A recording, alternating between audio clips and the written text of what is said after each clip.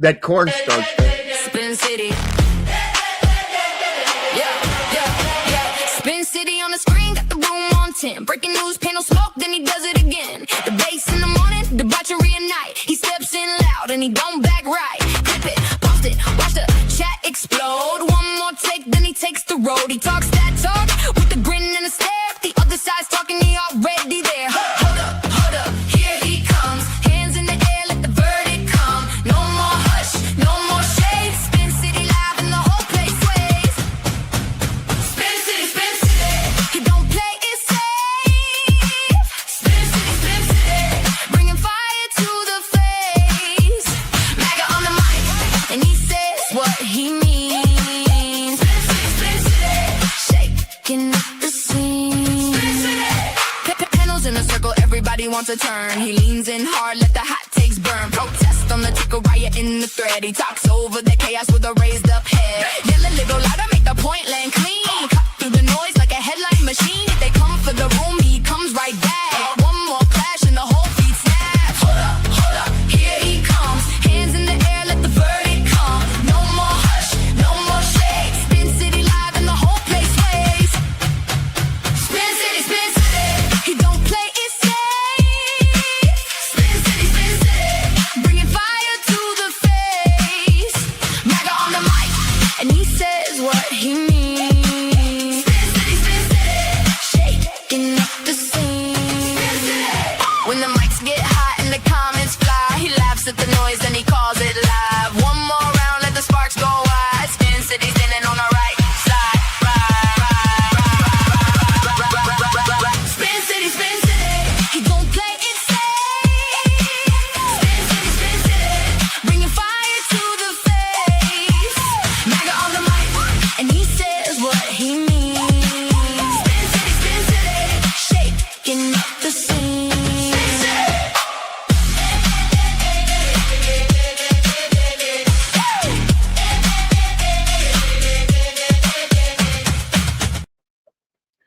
Good evening, everybody. Good morning, good afternoon, whatever it is for you. Tonight, we are going to discuss, should people be advocating to overthrow the government? We have Mr. Benjamin Balderson. Mr. Benjamin Balderson, good evening to you, sir. How are thee? Hail, Benjamin Balderson. We have our resident hottie Nova Star right there for you. We have our resident constitutionalist, Mr. Clay. We have Mr. Hard Talking Toasty. And of course, our ride and die for the win. Good afternoon, good evening, good morning, whatever it is. Mr. Balderson is going to run the stream tonight for both of us. It's his turn, damn it. I'm tired. I'm live all the time. And I'm sorry, we got security as well. So, Mr. Balderson, what say you, sir? Well, I suppose you ought to start out with what prompted this prompt, I guess. What was the impetus to this prompt? Well, what sparked this prompt? Oh, yeah, I guess I shouldn't I? Yeah. So there was a protest in New York City just a little bit ago where the tyrannical dumb fucks and morons and scum of society were out on the street protesting the NYPD gala. They were out there protesting no cops, no KKK, no fascist USA, all the tyranny. And, they kept saying, if you're going home,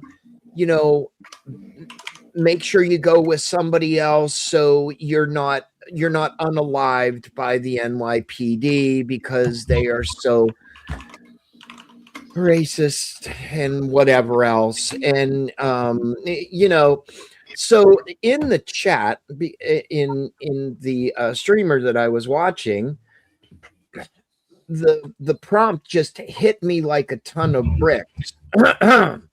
18 U.S. code subsection. How many bricks is that? Is that What? I mean, Clay looks like he's got to be a good 220. So what's that like 100 Clay? Well, I mean, you know, anybody that can do damage like this.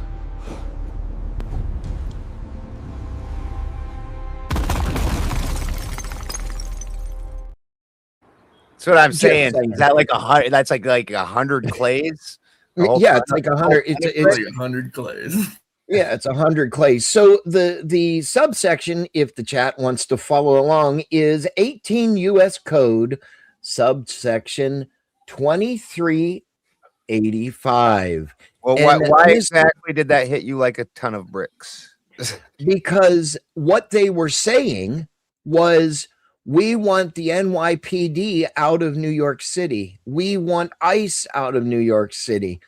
We want all law enforcement to leave. Well, here's the irony of that fucking situation, Mr. Balderson. The very people that want them to leave are the first motherfucking people that they depend on if you come up and you smack them and give them a hard reset with a 2x4. So, I mean, just saying. So to be fair, if somebody hit me with a 2x4, I would probably also, yeah. I don't see how that's very don't even do it. Don't even doing it. It might hurt a little bit. Well, here's the thing. Here's the thing. In BD, you're gone. I'm not even putting up with your shit tonight. I'm just not. What was that fuck? Oh, but they're the people that actually call the police more than most of us. And it is a very proven fact. I'm just saying, your example, most people would call the police over. If some dude just came up and hit you with a 2x4, you're probably going to call the police. Well, yeah, but if you get rid of all the law enforcement, who are you going to call? Fucking Ghostbusters or a crackhead? Well, I mean, seriously. Well, that's kind of a misnomer, the way the system works. And I think, you know, they quit teaching civics a long time ago. So if you got rid of the city police, the entire reason that the city comes up with a city charter is in order to take it away from the sheriff's office. So that way the city has the power over the police and the policing. So like in Minneapolis and specifically, like when they were doing the abolish the police movement and going out and doing those protests, when the Minneapolis mayor was coming out and joining that made me laugh very hard, because the city is the one who holds the charter for the city police. Now, if there was no city police, then that would fall back onto the sheriff, the county sheriff. And then the sheriff. But here's the thing: they're calling, and I understand your logic, right? I mean, that's just the way it works, right? But they want all law enforcement. What they are advocating for is the overthrow of the city and local governments to just get rid of everything. And Clay, you're really going to like this one. Hold on. Go to community control. Hold on. The liberals want to get rid of the very liberal Minnesota government. Yes. They want to get rid of Tim Walz. They want to get rid of Tampon Tim and all that shit. Everything. Yes. Everything. So that is the anarchists. Well, pretty much they want a little bit of anarchy. They want a little polygamy and all the other good things that come along with it. Yes, I said polygamy. You can laugh. It was supposed to be funny. They want community control and community policing. So basically, they want to overthrow their government to get what they want. And one of the statements, the irony was a non-U.S. citizen, or not native born U.S. citizen, supposedly, right? I use that term very loosely, was out there with the bullhorn. and had about 30 other people there and all these coalitions. So that was just not the only thing they were talking about. They were talking about free Palestine, free the immigrants. The war in Iran is bullshit, but they were there to protest the NYPD gala. And every time, like, NYPD is very known for their drum corps and, you know, their bagpipes and everything like that. So every time one of the people would walk by, no blood, on your, all the blood is on your hands. You are unaliving, you are unaliving all of us. There's not many of us left. Our population is dwindling. And then they started walking around with paper mache piggies on in That's funny. I kid you not. I kid you not. That's And hilarious. they were busting these things open, so they took markers. I kid you not. I will bring the video up. I will play the video. Oh, fuck. Where they opened these paper mache things, or what would they call them? Pinatas or some shit. Yeah, but they were made into a really bold-faced, snub-nosed pig. And they opened them up, and it had money, like paper money, you know, fake money.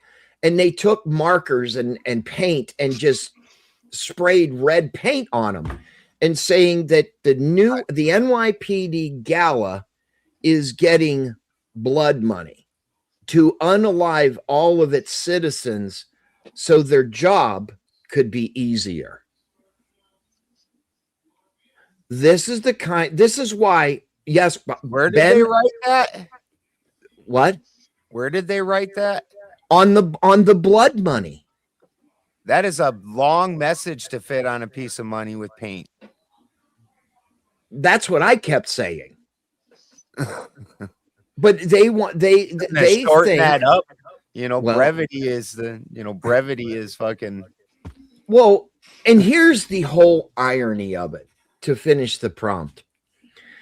Guess who was walking down the street as they did their march with them? The NYPD. They were stopping the traffic for them. It was the big, beautiful protest of 30 people. We had to have 7 NYPD officers there to make sure the protesters didn't get 2x4'd. It was only 30 people again? Yeah, it was only 30 people again. Yeah. The big, beautiful protest, all of the resources that they are wasting for this stupid shit. I'm glad that I asked what the impetus was, because that is in no way, shape, or form anywhere where my brain went, given the description and the law number that you gave me. In no way did I think it would be a lame protest with 30 people outside of the NYPD who just don't. No, the NYPD was there. That was the irony. Well, I get the ironic part. Well, it's not really ironic. I mean, bravo to the NYPD. They're still performing their job, even though I'm sure they don't like what's being said. That's what they're supposed to do. And I imagine if it was any other applied for demonstration, that they also would have had to have been there, and that they chose to still do their jobs. That actually is a kind of a +1 to me on the NYPD, and I don't care for cops. But at least they did their job. Here's my thing. Aaron B. Here's my thing. You're going to be protesting the NYPD. Why in the hell would you want the NYPD to stop the traffic for you, make sure that they're not getting the shit beat out of them, et cetera, et cetera, et cetera? But you're walking around with piggies full of fake money, with red spray paint all over it saying blood money.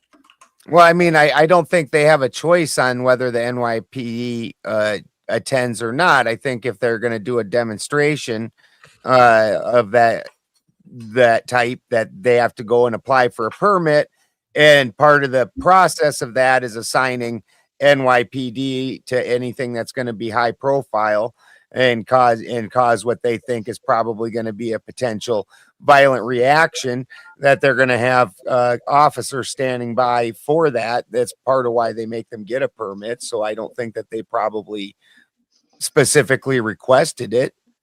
Sure. Well, I'm just saying. I love you, Karen B. I'm just saying the ironic part was that they had the NYPD there. So, Mr. Right, Balderson, but I'm saying that's not really ironic. I think that that's something that would have happened for the demonstration. Had they requested the NYPD there, then I would say that that's ironic for sure and hilarious.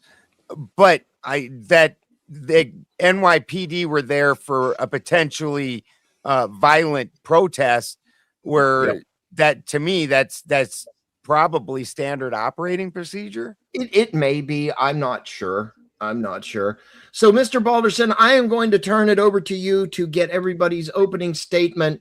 That is the prompt. We will try to stay on prompt as much as we can tonight. Okay.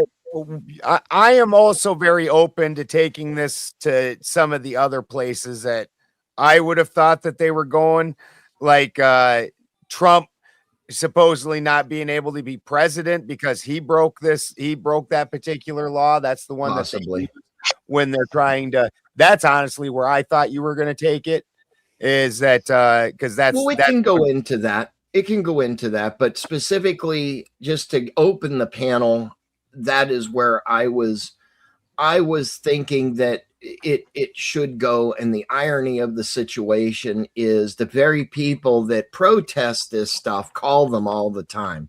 So, Mr. Balderson, I'm going to send it over to you to get opening statements, and then we can go into the discussion part of the panel.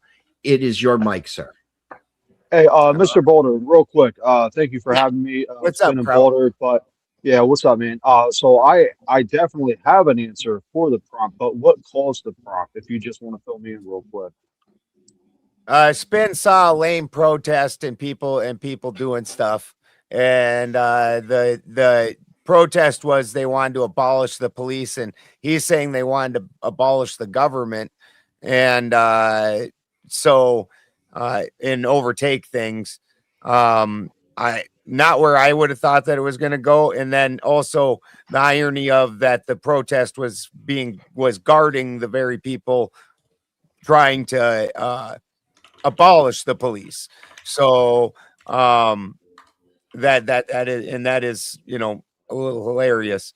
I also was confused what caused the prompt. I assume that it was about because I've seen leftists try and use the same legal code. Let me look it up. 18 U.S. Code Section 2385, advocating to overthrow of government. And I've seen that they've said that Trump, because of January 6th, that he broke this and should have been ineligible for being president again. And then I've also seen leftists recently advocating for overthrowing of the government, just period. And so I thought it would be one of those two things. And I think we can get into those. But to start out with, we're going with what Spin set the prompt up around. And as always, we go clockwise. Because I'm a good stoner. And so Nova Star. I used to be. I'm with you. I'm pro, man. As long as you're active in the community, I'm pro for it. I think I'm lagging. Are you guys lagging, or is it me?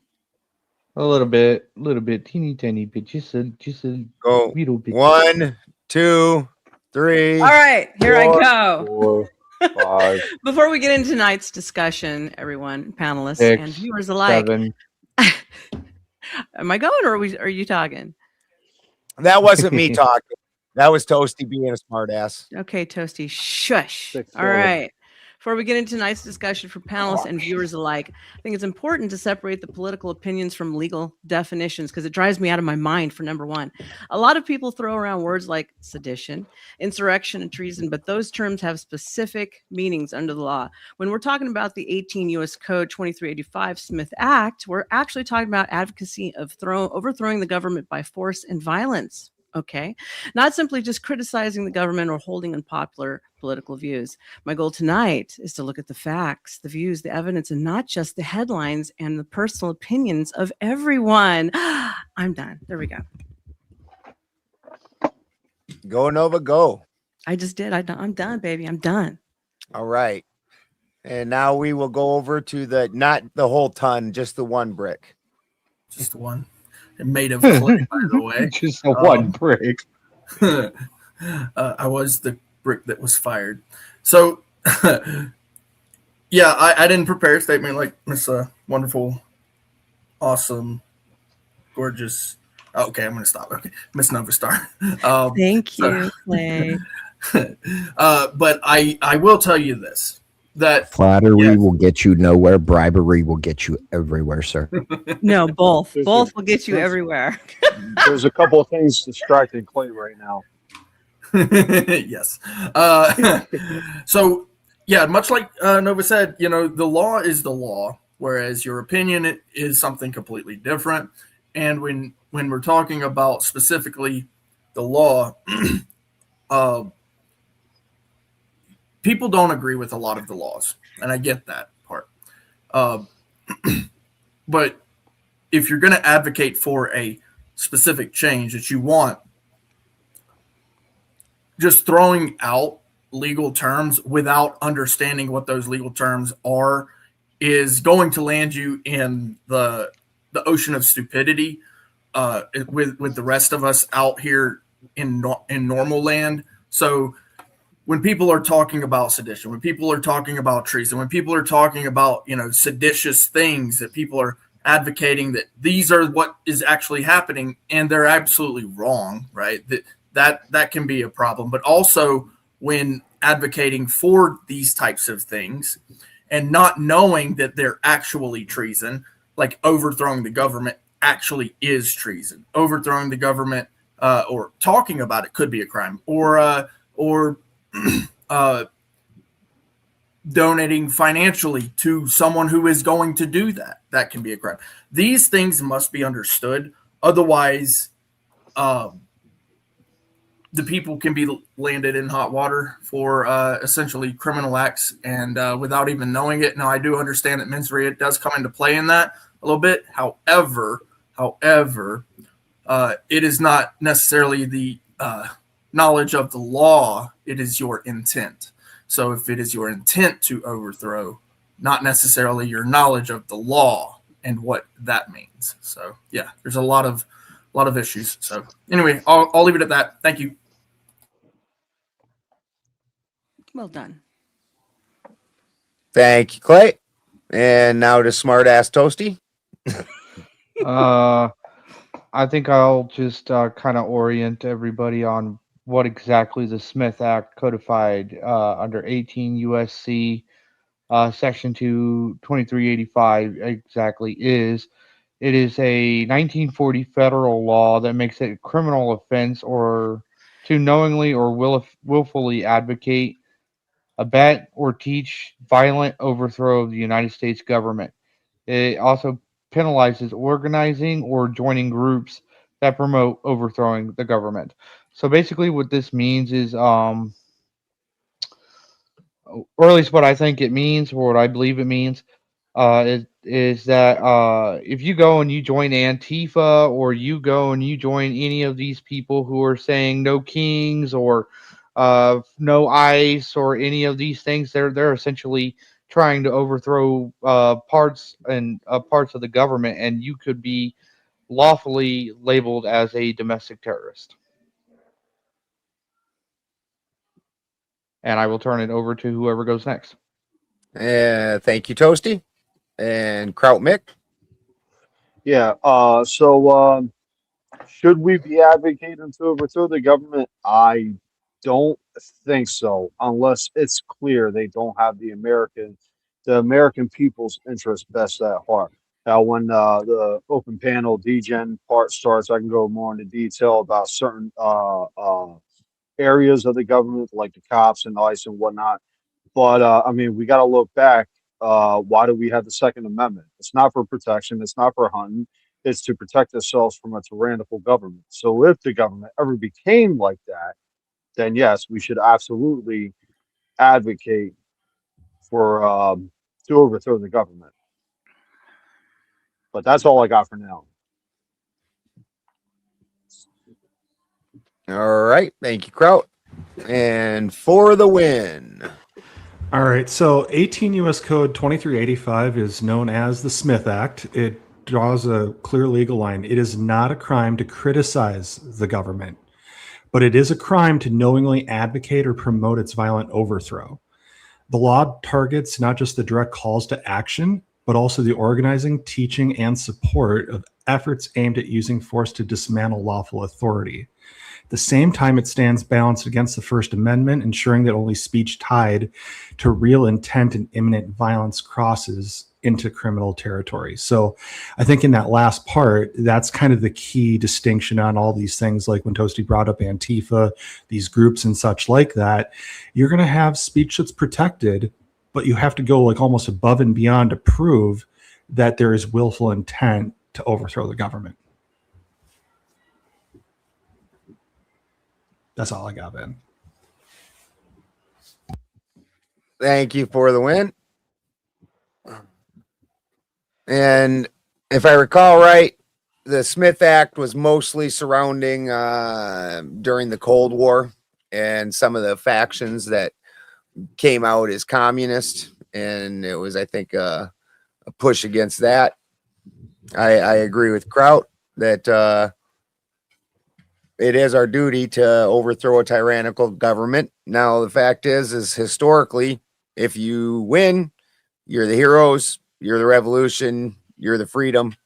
If you lose, you're the traitors. End of story. You get what traitors get. So history is very much about who won or who lost. Walter, can I add on that? It's real quick, just to add to the point that you just made. That's why when we fought the British, the people that aligned with the British that were in the nations were called loyalists. They weren't really loyal to the American people. But yeah, I just wanted to add on that. Right. And we were absolutely treasonous until we won. Yep. When we won, we went from being traitors to being our own people, and they're the heroes of the new America. And if they lost, though, they were definitely hanging for traitors, for sure. Every leader, every person that we celebrate as a founding father was going to swing for that shit. There's no doubt. And I think the key word in all of this is the word overthrow. There has to be some sort of success in that nature on that behalf. And when you actually read the code, it says in the end of the first paragraph, of the government of any political subdivision therein by force or violence or by the assassination of any officer of any such government. So you have to be successful to some degree. So my question is, well, what about an attempted assassination? They didn't succeed, but they tried. Is that aiding and abetting at that point?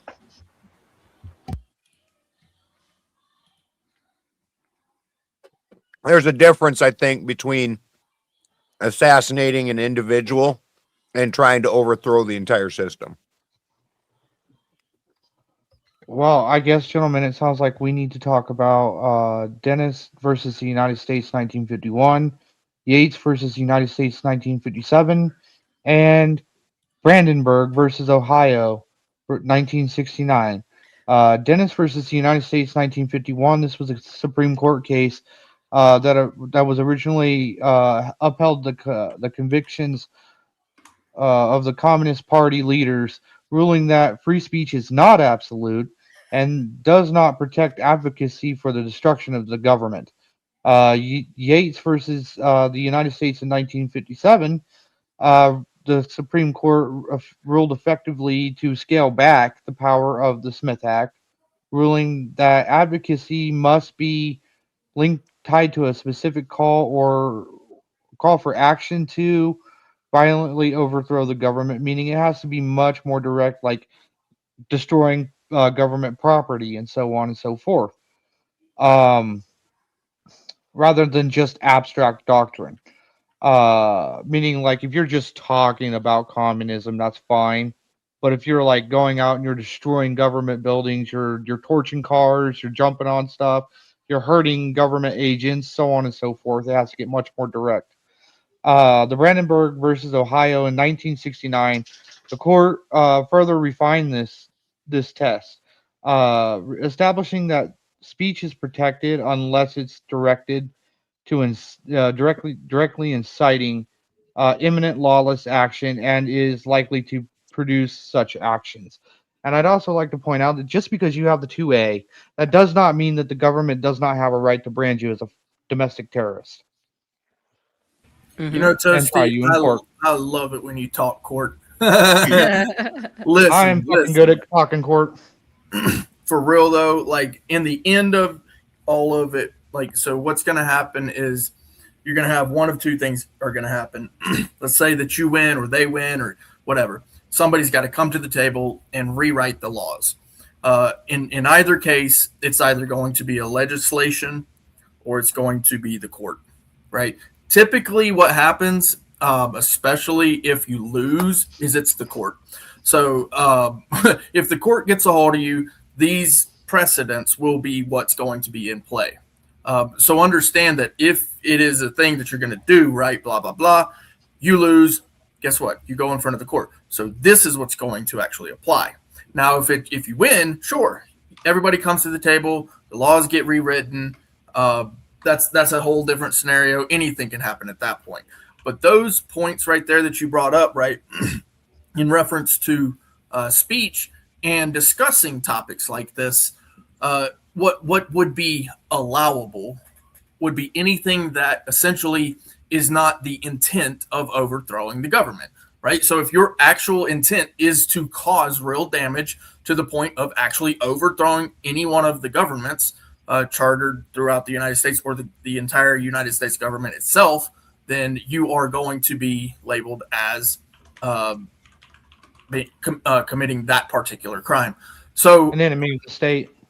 Yeah, essentially, yes, exactly. And so the intent there is a big factor in this, because like just discussing it, as those cases have essentially repeatedly stated, that just discussing it for educational purposes, like we're doing now, not a big deal, right? Understanding what the purpose of the law is and the cases is, and your right to bear arms, because what we're really talking about here is the Second Amendment, right? Now, the discussion would revolve around, is the Second Amendment with the intent to be able to overthrow the entirety of a government? And my answer to that, what I believe, is no. It's not to completely destroy and dismantle the entirety of a government, but rather to fend off any immediate skirmishes of a tyrannical government so that peace can be restored. Except when you're having a whole bunch of pockets attacking different sections of the government from head to bottom. I mean, you got the groups going after our president. You got the groups going after our police. You got the group going after our border patrol. You got the groups going after even just regular voting citizens. You're throwing a whole bunch of things together in a mush that don't belong. Motherfucker, quit trying to get my food. That don't even belong together. Like the going after the police, the abolish the police movement. That isn't. They aren't saying we need to go have a firefight with the police. No, I've never heard them say that. So you're trying to be a firefight. You're trying to put all the things that you don't like that they do and advocate for all in one package, and that's nonsense. I'm saying that it's going at different levels of the government. It's a pronged attack going at the whole. Some of them are legal, some of them are illegal. Advocating for abolish the police is completely legal. Advocating to have a firefight with the police to get rid of them is illegal. We're talking about the other thing, not the legal things, and putting those in there just because you don't like them doesn't help make your case. Smith Act is all about the government reserving the right to defend itself from the citizenry. That's fair. It's land of equal opportunity, Balderson. I mean, the key is that you just got done reading the laws. Did you not listen to what you were saying when you talked? I did. It's about this. It's about people arming themselves and going to have a firefight and destroying things. Advocating for the abolition of something verbally is not. That was specifically protected. Yes. So you mixing up protected activities that you don't like into ones that are actually illegal doesn't make your case. It makes you look silly. I was being absolutely hyper specific, and I was making the slight assumption that we all understand that we are talking about the violent groups that have gone out and attacked certain sections of our government, and why we can classify them as domestic terrorists. That's what I was doing. Well, my question, Toasty, to that would be is that it really only just becomes criminal when it's tied to real intent and the likelihood of imminent violence. So once those conditions are met, can you be charged with this under this code? It seems like. Otherwise, all other speech, everything else is covered under the First Amendment. In my mind, it looks like. The answer is yes. It's just whether or not they're going to persecute and make people examples. Exactly. That's the problem. They're not upholding the laws. Mm-hmm. And when you think about things in this day and age, you just say the words overthrow the government. How does one or a group, how do you accomplish that feat? Like, to me, like if this was to be employed or penalize someone, it almost has to be like a bad actor within government already doing something like Watergate, for example, going after someone like that in that regard. Or I mean, we know a lot of these protesters, they're getting certain things from somebody. Somebody's fucking arming people with stuff and inciting them to get violent and deciding them to be reckless and break windows and destroy property and hurt officers and hurt citizens and so on and so forth. And our government has become, for lack of a better word, paralyzed against itself because it's forgotten all of its judicial powers that it has available to defend itself from such a thing. I mean, I know it's a little bit of thin ice, but when do the American people actually start looking at all these different groups and saying, you know what? No, these people are actually trying to destroy our country, and we need to allow our government to do something about it. Well, I don't. I'm not talking about the just for clarification, I'm not talking about the people who are standing peacefully on the sidelines, holding up their stupid fucking signs and doing their little fucking war banner chants or whatever you want to say, you want to put it. I'm talking about the people who come out at fucking midnight. Right, mm-hmm. Right. Well, actually, so that actually brings us to like what would be a good example, right? So the Whiskey Rebellion's a pretty good example of a place where something like this might be utilized. Of course, that was a long, long time ago, before that particular law was enacted. But is it 1992? So the Los Angeles riots, right? So essentially, at that point in time, individuals are intentionally going out with the intent to try to stop or overthrow the government there. Like in that immediate action, right? Like in those immediate threats of real damage, harm, violence, those instances, they could charge individuals with crimes like this. Now, probably a lot of people about the Rodney King riots. Probably 92, right? Yeah. But how does that meet the bounds of overthrowing a government? I'm not sure how that fits the bounds of they were trying to overthrow the government. Like that seems like specifically 1984 premeditated, group organized. We are going to go and take out the government and replace it with a new government. Like just causing overall mayhem because you're mad because you're mad because police brutally beat a dude for like 40 minutes or some crazy shit and then all got off it without charges. That's not trying to overthrow the government. That's having a severe fucking grievance with the system. Now, Ben, I would argue that if those events happened as like event 1, and then there was an escalating event as event 2, and then event 3 was the true overthrow of the government, actually, and that you could pinpoint that, well, all of these events happened consecutively leading up to that, then at that point, I think you could charge these people under 2385. But up until an overthrow of a government happens, it doesn't meet that criteria. I don't see, but in order to actually get charged with this, you would need to prove that they had plotted to overthrow the government. You can't tell me that the LA riots that there was any particular plotting to do anything besides general mayhem. Correct. And which I'm not saying is legal. I'm saying it doesn't fit this. Right. And that's what I was saying is like as a standalone event, you're absolutely right. It doesn't meet the bounds of 2385. But if that spiraled further and further and further, that led to an overthrow of a government, I think you could go back retroactively and go back to the start of how it all occurred and saying, well, those riots were the start of all of this leading up to the overthrow. Because in order to overthrow a government, is it just like a one act type of thing?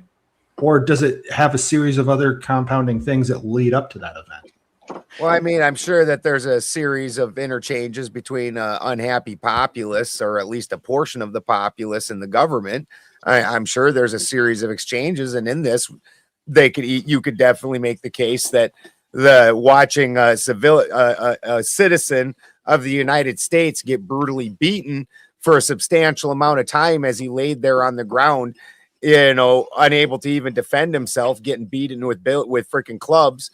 That the citizens of the United States, and especially of that particular city, got very angry, and that created the impetus for this group. I could definitely see this being made the case.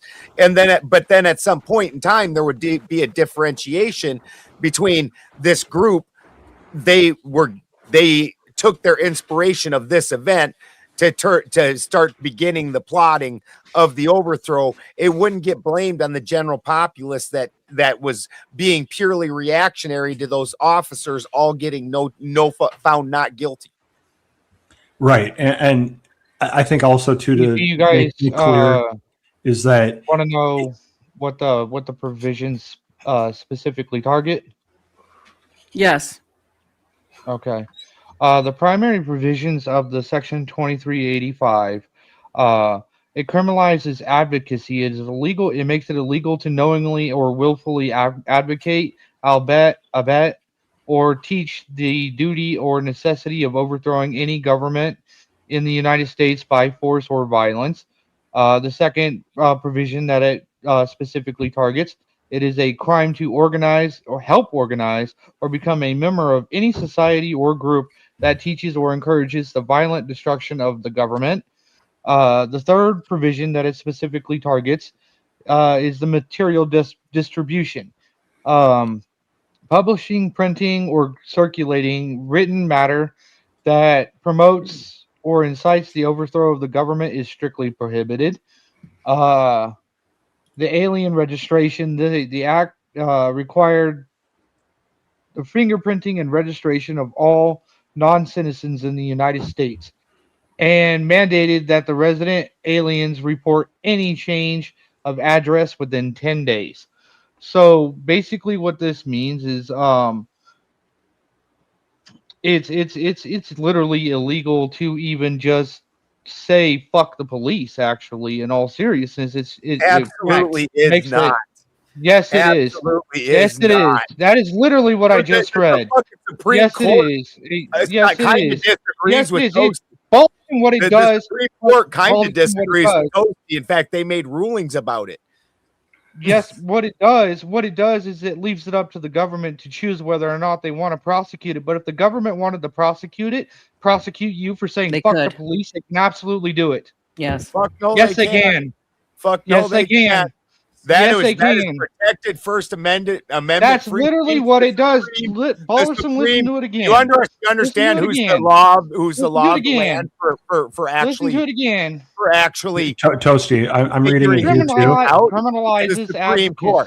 advocacy. Not if your actions are already going into those other areas, then it's an altogether against you, because they're looking for you to achieve certain acts in order to go into those violations. They can take it as premeditative. Yes. I think the key words, So Toasty, here. if you're dressing with your face covered, you're wearing makeshift armor, you're walking in with makeshift weapons, you're doing harm to property, all those things. I had a guy deported in the early 2000s for threatening me. Okay. And he was from Britain and he was a Muslim. And they snatched him up and they threw him under terrorist threats. Boom, he was gone. British Muslim. Yeah, he was a paparazzi. And a paparazzi. Yeah. Boy, that sounds like a stinky snobby. Yeah, he was a piece of Yeah, shit. he sounds like a very pleasant individual. Oh yeah, he was very pleasant. So so you have all of these things that are we're just not using the laws. That's just basically what it is. And they're fudging the line so that way they can choose whether to do it, whether not to do it.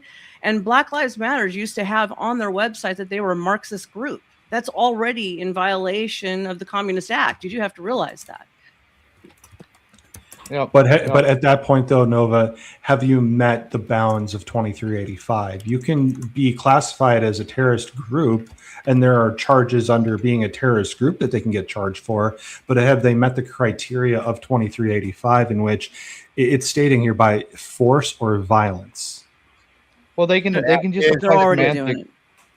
They can just apply semantics and make it as easy and as loose as they want to. But that's where the First Amendment comes in, Toasty.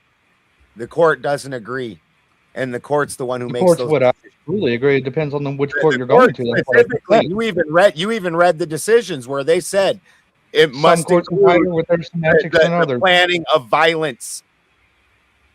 You read. Some You courts read are tighter with their that's what the semantics court than others. said. Those are the guys who actually freaking decide what the law says. I'm not Can I- disagreeing on that point. But Can I some answer courts are Marty's- tighter with their words than others and their definitions than others. That's why you have liberal courts and you have Republican courts and you have Democratic courts and We some have the courts Supreme are a little bit more independent. Can I No. say something about what Marty asked me? Marty Jackson in the audience said, was it local police or ICE that took him? It was local police in Beverly Hills who initially grabbed him first. So there you go. Local police did it first. So what you're seeing now is a massive degrade of your law systems and the authorities at work. You have to understand what's at play. And I'm just old enough to be dangerous. So it is what it is. You even said it yourself the other night, Balderson, that the government and the courts and everybody, they like to sit there and do all this fucking wordplay so that they can do whatever the fuck they want. And the courts have already put precedent on this. Violence is a specific thing. Are we going to play the liberal games where we? Yeah, we're pretend trying to like make words speech aren't what they violent mean? currently. Balderson? Violence specifically is a specific thing, so they need to specifically advocate for that. That's what the court said. They need to coordinate, and put they're out trying to flyers about it. It all has to be surrounding. There is impending violence. Correct. And we're trying to make words be classified as violence. That's what they're trying to do. It's protected So that under they the can First go after Amendment, anyone they Toasty. want. You're taking the liberal side on words or violence.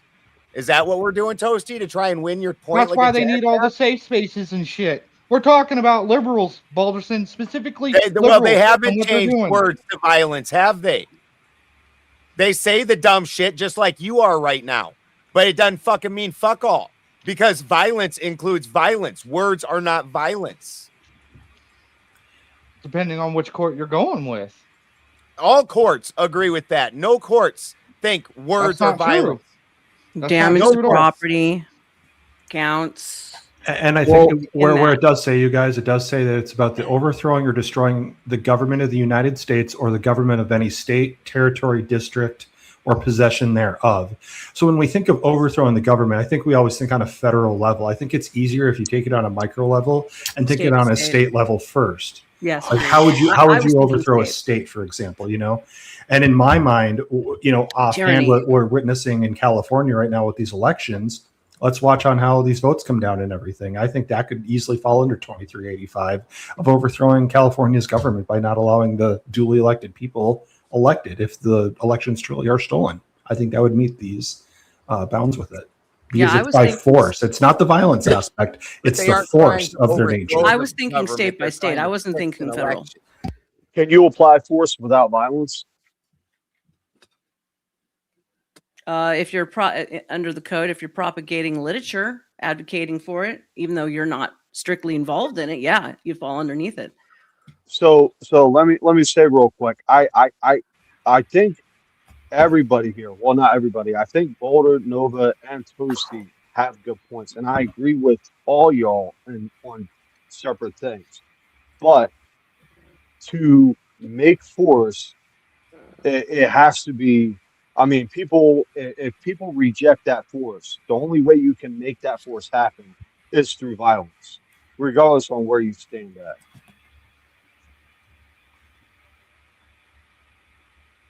All right, gentlemen and lady of the panel, I'm just going to bust in here real quick and say the StreamYard link is pinned. If you'd like to come up to the conversation, we are live on the Spin City News channel, the Benjamin Balderson channel.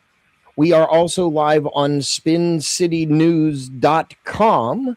We are also live on X, Rumble, Pilled.net. We are live over on the School of Thought channel and the Toasty Man Bad channel on YouTube. If you would like to please, if it pleases you, please donate to the Cash Apps and or Super Chats if you have a question. Also, please hit the like, share, and subscribe button to all the creators on the panel. Yes. Ben. Yes. So, Mr. Balderson, back to you, sir, and the panel. Forgive the commercial break. I'm not even sure how fixing an election would fall under this, because once again, it doesn't include violence. I wouldn't disagree that there's definitely election cheating here, mad election cheating, but that I don't see where this fits under that. They aren't trying to overthrow the government. They're trying to fix an election. They still want their government to remain intact. I think the subversion distribution. The subversion of the vote, Ben, I believe would be considered the force argument under it. It's not violent force, but it's still force to not allow the will of the people that wanted what they wanted. They chose otherwise. I think that would be the considered violent force. rhetoric. The violence was very specific in their decisions. Not the word force wasn't specific. The word violence was specific. Material distributions, dude. I disagree. But it had it listed in there. Those material distributions would have been for advocating violence. Mm-hmm. You guys are Advertising that it, part you out mean using when that's speech? all part of the decision. Force. Just distributing materials that are, say, Marxist, that's perfectly legal. I mean, here in Wisconsin, they ransacked the Capitol here back in 2010 over Scott Walker's decision of mandating teachers and such to be able to actually make some of their money go towards health insurance, and they were pissed about that. But they were protected under the First Amendment because they were there to air a grievance ultimately. So in that realm, it doesn't meet the standards of 2385 because you're not overthrowing a government. They still went to a Capitol, did what they did there that day. Could there have been other criminal acts that were done, absolutely, but I just don't think it meets the standards of 2385. It has to be very, very specific, and the willful intent aspect has to be met as well. They already So ruled in 1951 that all free speech is not protected. According to Black's law, defines violence as the abuse of force, or that force which is employed against common rights, laws, and public liberty. It is legally synonymous with physical force and includes both actual bodily harms and actions used to intimidate or overawe someone with the apprehension of personal injury. It requires violence, not force. That's why the left wants to get hate speech categorized under it, so that way they can use the hate speech clause to go after anybody that they want to. And again, are you on the left, Toby? Because you seem to be advocating for the same exact thing. So I'm not sure why you're criticizing the left. What do you mean I'm advocating for the exact same thing? I'm against it. I'm saying that's why we don't want to let them get anywhere. You're trying to say words are violence, so that way you can. They're saying that words are violence. I'm not saying that. I'm saying that words are violence. No, when you're saying that you want to classify them as terrorists, you are saying words are violence, and that's how it's. That's what they're saying. That's what the fucking Democrats are saying. Trump's using that's not hate what speech. Trump's acting like a traitor to the United States. He said mean words. Blah blah blah blah blah. We need to move against him. We need to remove him from the office. We need to do this, and that. I'm not saying that I'm fucking on their side. What Democrats say. Democrats say stupid shit. So do Republicans. They aren't the fucking law. And I'm saying our fucking government has the right to do something about it. And you're saying that we should use words or violence to charge these people as terrorists under this particular act. So you're just with them.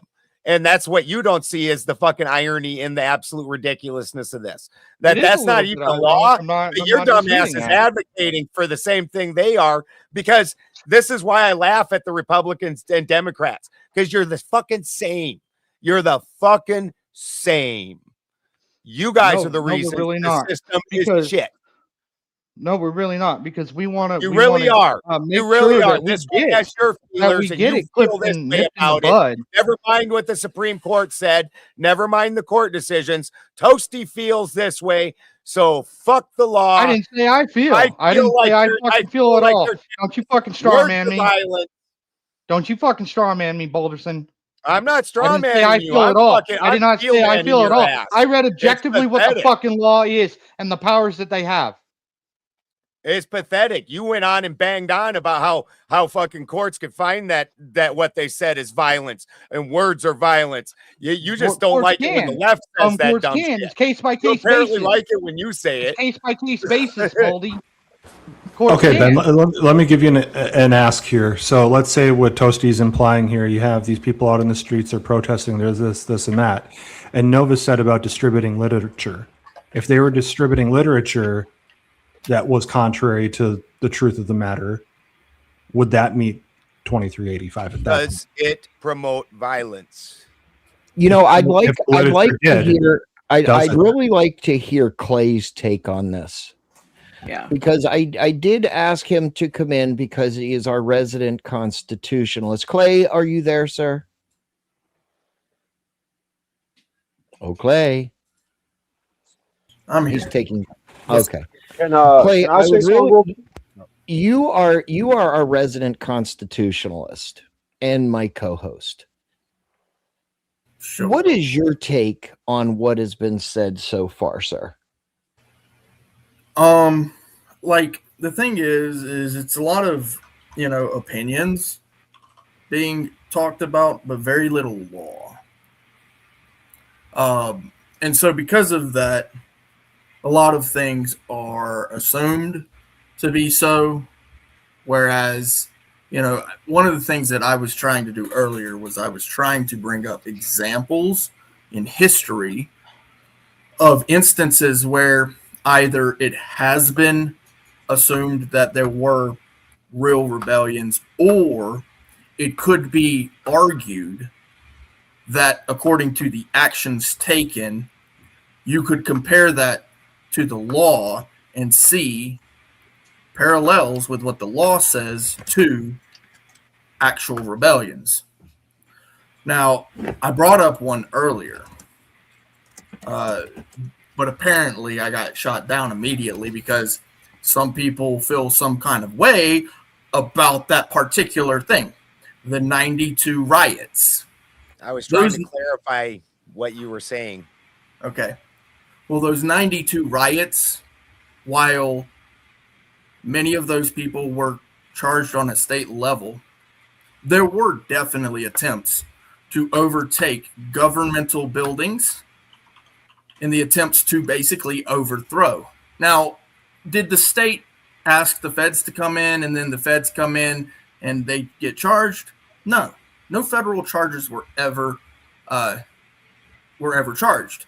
However, when you look at what is actually occurring in these instances of protests, when people like in, was it Oregon or was it Portland, right? Portland was a classic primary example of recent events where the federal government ought to step in because the city has been overthrown.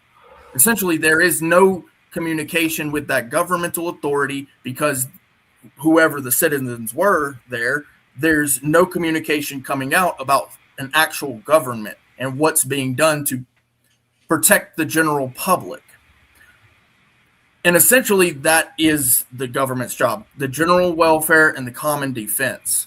That is the Constitution. That is their job. When we pay them to do this job and then we turn around and we say, no, we're going to bind your hands to do that by not allowing you to even see what's going on inside of our local government, then the federal government is going to turn around and say, well, we're not going to allow that because the Constitution gives us this authority, gives us this power. The greater federal legislation has given us this power. And so that's the idea right there, is that these acts of treason, these acts of sedition, they must be taken into consideration even on the local level. It's not just the federal government that has the opportunity to be taken over by, seditious acts, but it's actually the local governments as well.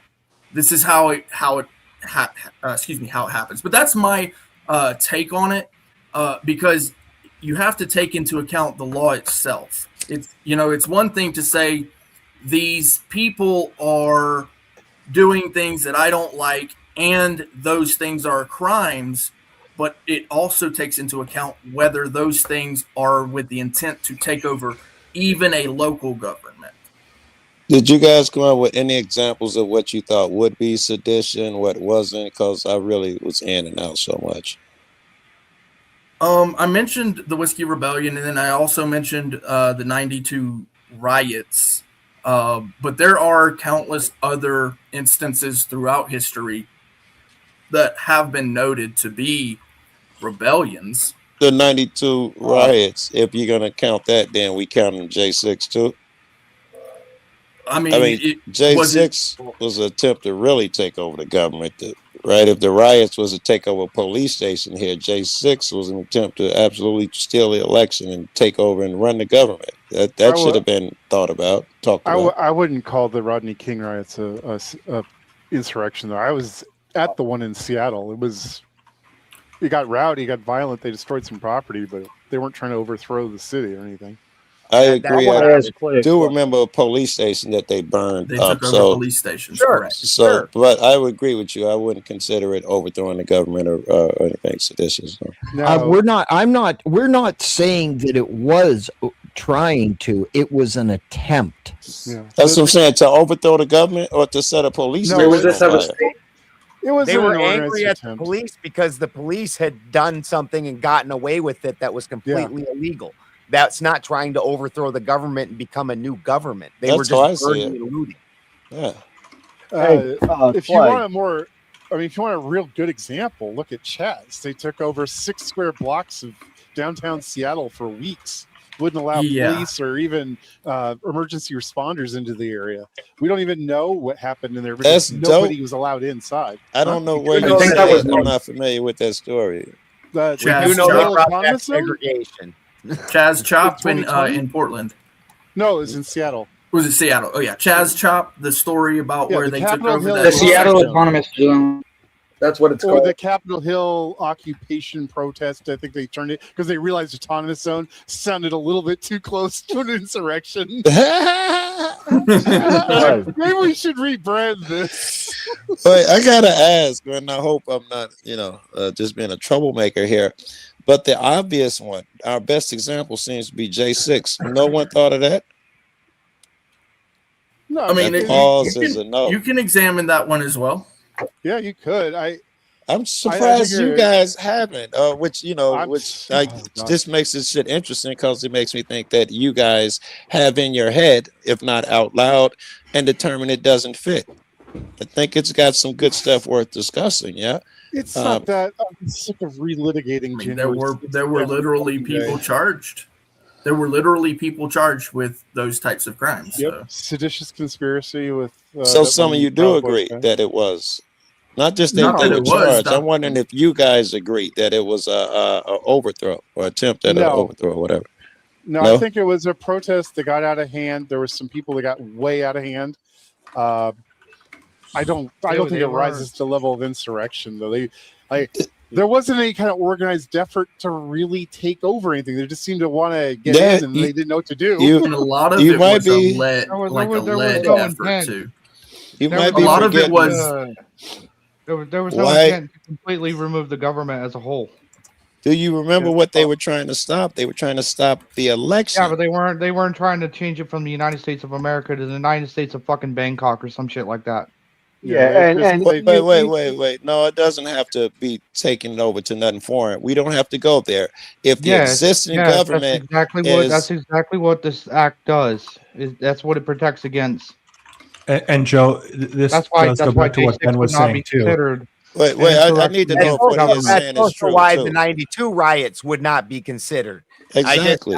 I also don't think January 6th falls under this, but I don't think the 92 riots do either. Let me give Neither some do I. evidence why I think January 6th would. The most important thing we have to remember is the purpose. Stop thinking about what the people did. What was the purpose? It was The because purpose was just to get a recount I was of the about to votes. say, I was about to give my opinion Wait, on what the purpose was. Wait. Clay, Yes, sir. please clarify what January 6th was really about.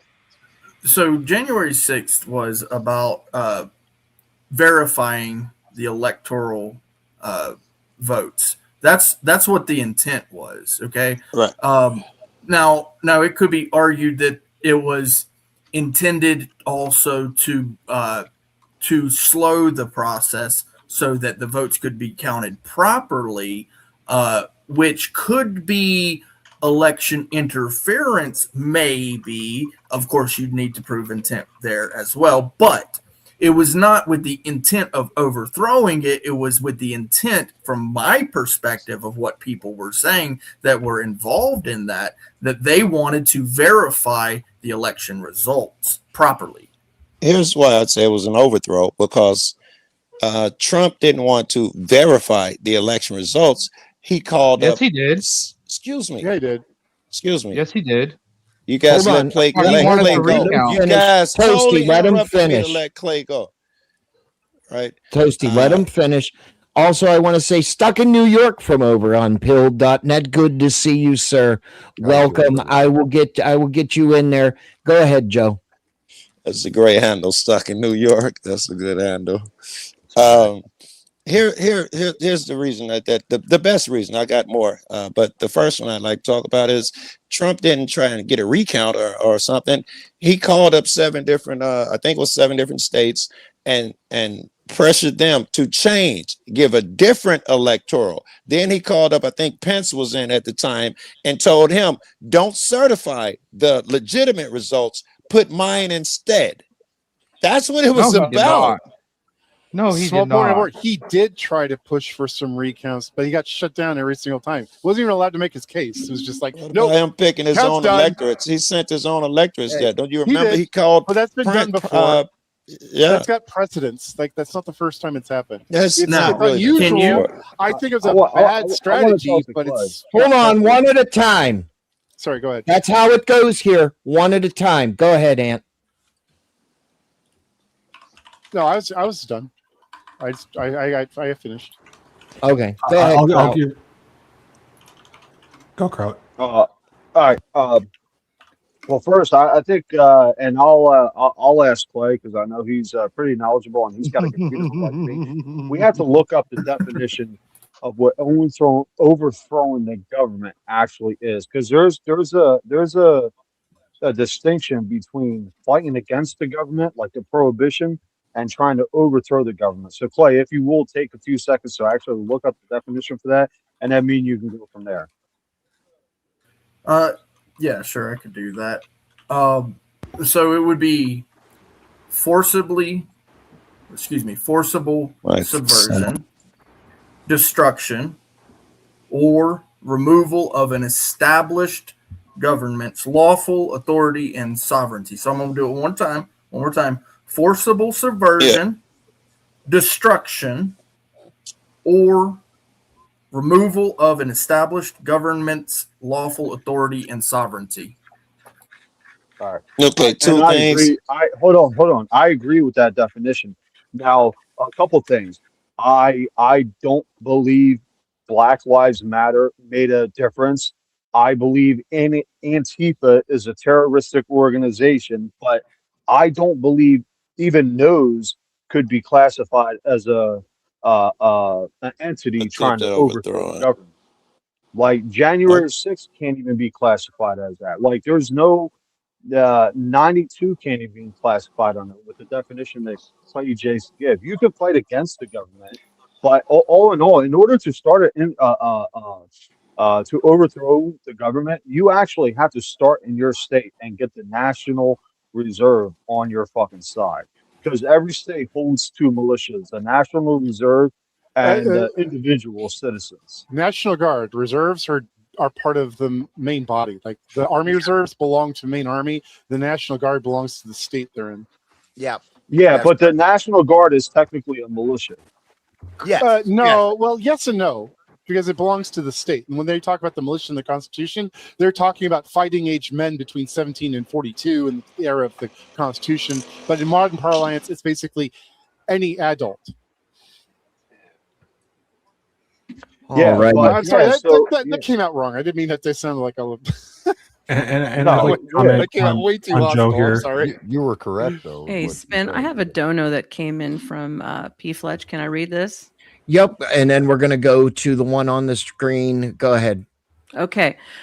P. Fletch said the Battle of Athens, Tennessee should be studied more in terms of lawful citizen militia deployment.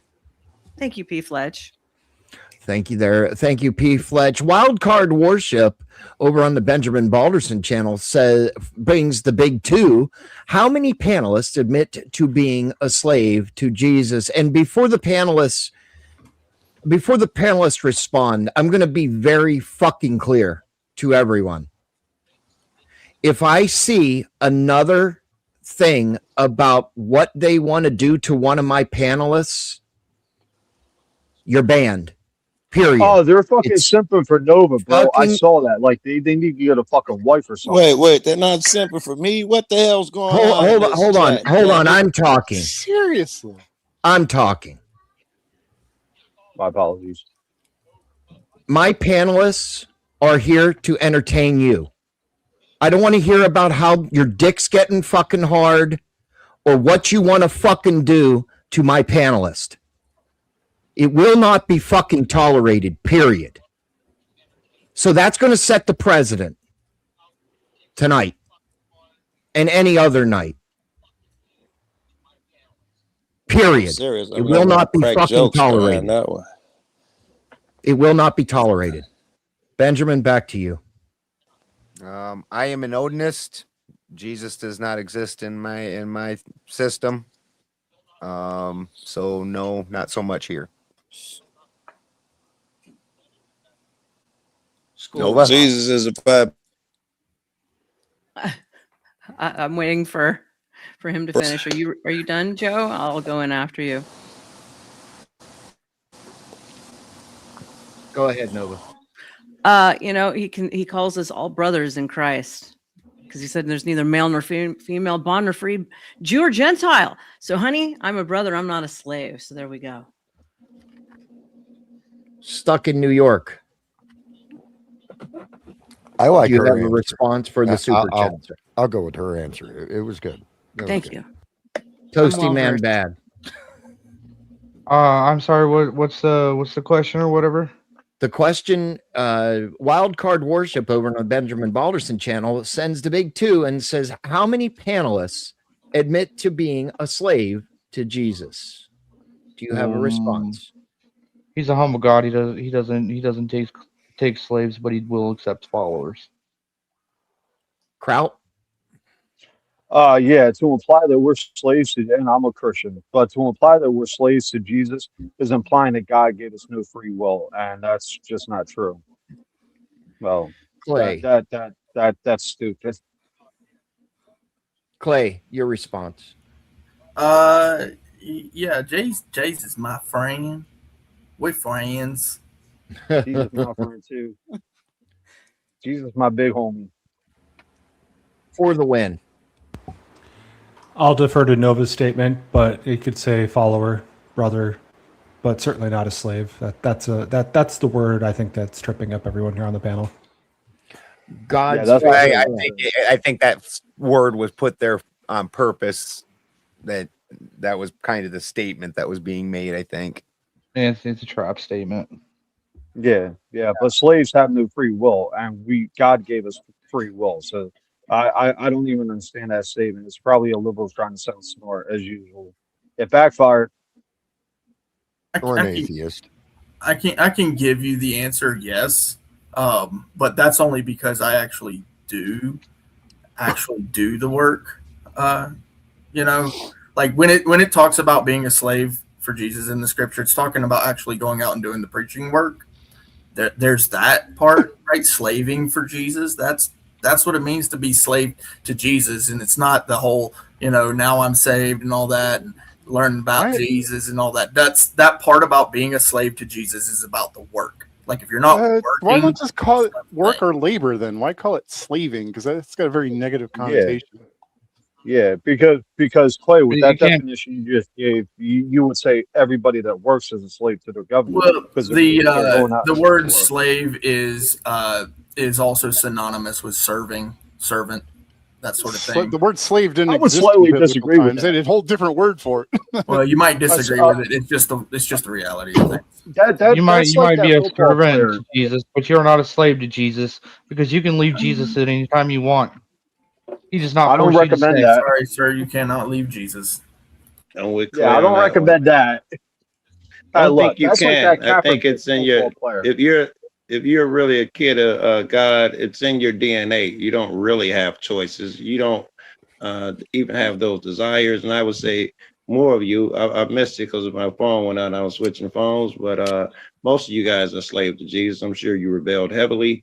If you think of Jesus, you probably misidentified him like you do God and all of that stuff. Hold on. How are we slaves to Jesus? I was about to say, if Jesus is vibration, which is mercy, forgiving, unconditional love, those things, strive to be better, do better, love thy neighbor. If these things are Jesus, you chase those. Probably some of you chase those under a different name, but you would have found Jesus, but you'd be calling him something else. So is the question slave to God or slave to Jesus? I've kind of forgotten. Jesus. Okay. Definitely not a slave to a dead 2,000-year-old Galilean Jewish street preacher. Well, I mean, basically, easy. Nothing I said is false. Well, I have good reason, right? Is that you? That laugh is so fucking annoying, man. Come on, that's Joe. I continue to slave because he did me good, and he's never done me wrong. So for those very good reasons, I choose to continue to slave. I mean, why would I go against something that is a good thing and that never does me wrong? Well, It's not semantics. the What's the action. definition of a slave? We got to talk semantics here. What's the Clay, definition of a slave? I it's think not And can't what's what that walk you're away doing, when it's you what want. you're calling it, right? It's not there's no problem with what you're doing. What you're doing is fine. It's just what the word you're using to describe it. In today's parlance, I would suggest updating to something like work or labor, because Well, I mean, slaving has okay, a how about very this? negative connotation. Even You don't even want to with say the, like, I'm sorry, go ahead. even with the comment that was just pulled up, right? So, are you like if you claim somebody to be your king, right? Because that's essentially what it is. He is my king. You are essentially completely subservient at that point. That's just the way it is. Like Is that a fair analogy? That's not the way Submitting to heathens authority live, is and not the Howard's a same as heathen. slavery. No, it's not a heathen thing. That's never That's been not a the way thing for heathens live. heathens. Yes. We're free men. We are free Yeah. men. Yeah. We Yeah, choose Clay. whether we Well, follow. also- We Yeah. choose whether we follow the jarls. But you can't choose or to. Yeah. not. But you can't choose Well, to hold not on. die. Submitting Hold on, to an Clay, authority again, with does your not make you a example. slave. I And mean, you Clay, can't again, choose with your to not example die. given, You have to die at some point, right? That's biological reality. Yeah. So that's That's biological not. reality. That's nothing that's being inflicted upon you. It's just So the what way the what world. happens to you after you die? Don't know. Haven't died yet. Yeah. Well, I believe something else happens. Clay, That's fine. with your example given ask. of you're a servant to a king, so therefore you're a slave. Well, I mean, That's exactly right. we, That's the way that works. yeah, well, Subject. we can be, you can choose to disobey your king, and consequences happen. But with Yeah. your example, you would have to apply that to the U.S. state laws, The like subject. we, Yes. yeah, Yes. but that's The beauty of the U.S. state law or the U.S. code is that we can also choose to not be subservient, and we can still be subjects of Christ. Right? I can literally do everything I'm supposed to do to be subservient to my king and not break U.S. code or any state law. Okay. That's the beauty of the country we live in. That's one of the Whoa, things whoa, that I whoa, actually whoa, whoa, whoa, love. why is that beauty? Let me make sure I understand you right. You're saying it's beautiful that you can be slave to the code and not break any of the king's laws. But what about God? You're under God.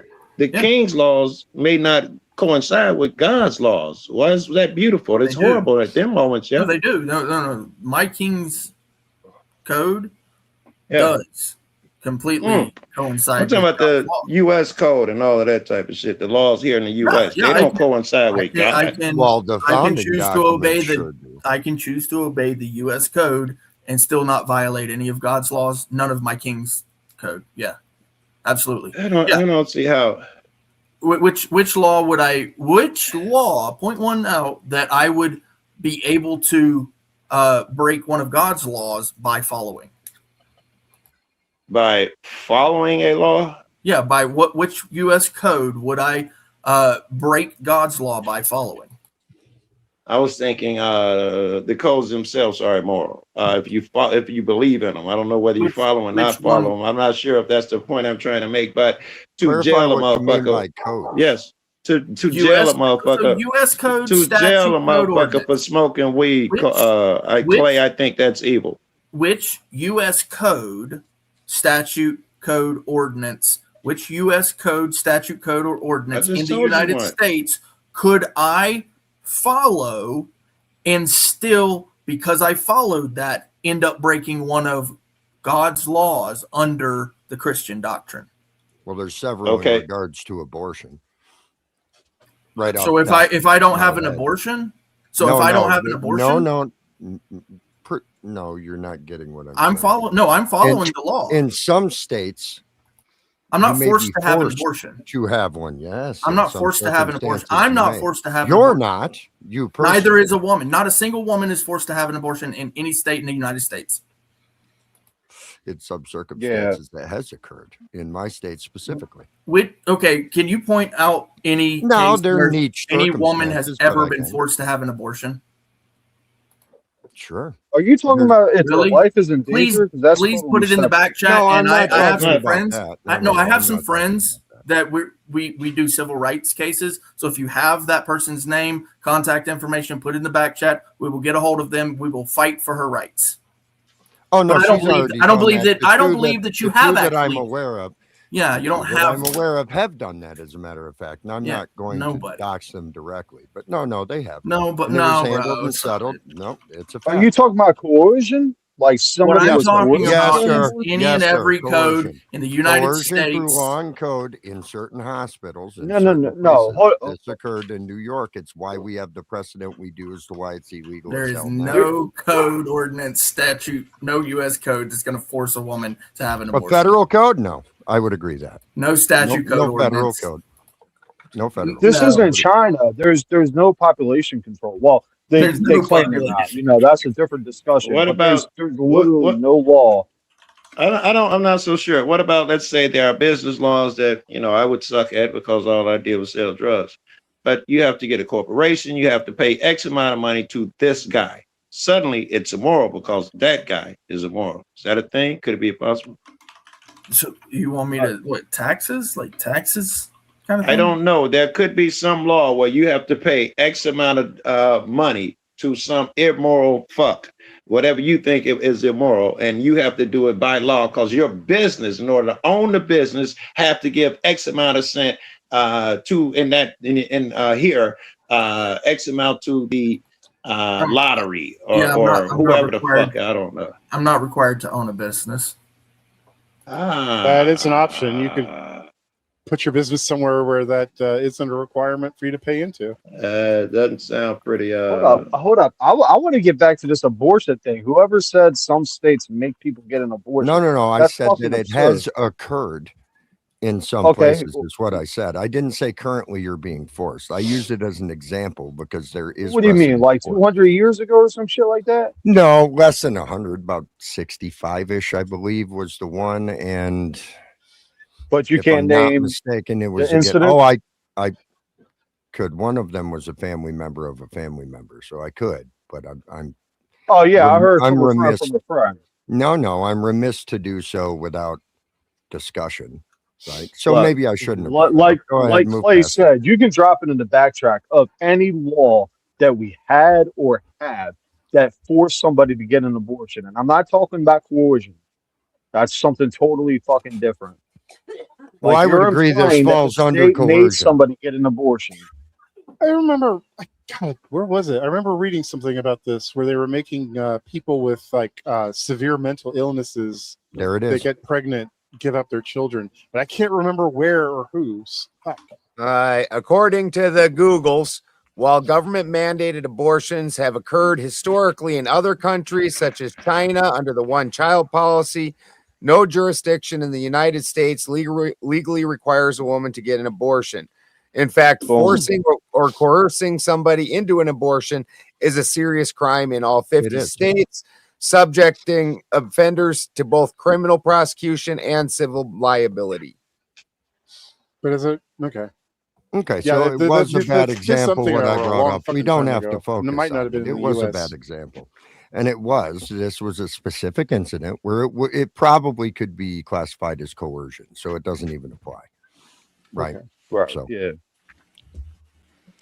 There was laws somewhere, Clay, that they tried to pass, and I'm not coming up with any good ones, but this one got shot down, where if someone was committing a crime, you had to tell the police, or you were now committing a crime. That's for necessity after the fact. That's why. If that law passes, I can see where suddenly, in order for you to follow law, you have to do something immoral. So you're saying that if someone was committing a crime, kind of like Good Samaritan, then I have to report it, kind of thing? Yeah. Look, Good Samaritan laws do exist after the fact.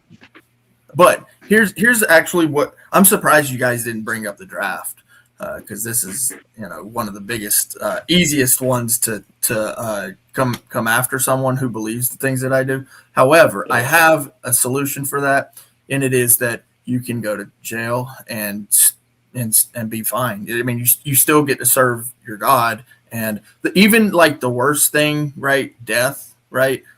You're still serving, right? The idea that you have sacrificed yourself for a greater good by not following man's laws that are violating God's laws. You serve. So yes, I agree that there have been laws throughout many different countries. Currently in the United States, currently here in the United States, there would be some now. Yeah, no, I don't know of any at the moment. Don't you still have the right to be a allow- conscientious objector, even if you are drafted still? You can. It falls under very heavy scrutiny. Sure. And they will vet you on that. Well, if they nail you, you lose your right to vote. You lose a bunch of rights, is what happens. Yeah. They don't I got put you in jail. You just lose a bunch of rights. I got a question to see if people are biased. Now, first I'll say, like, America gave us everything we have or everything we strive to have. We pledge allegiance to America. I'm one of those conservatives that actually believe God should not be in schools.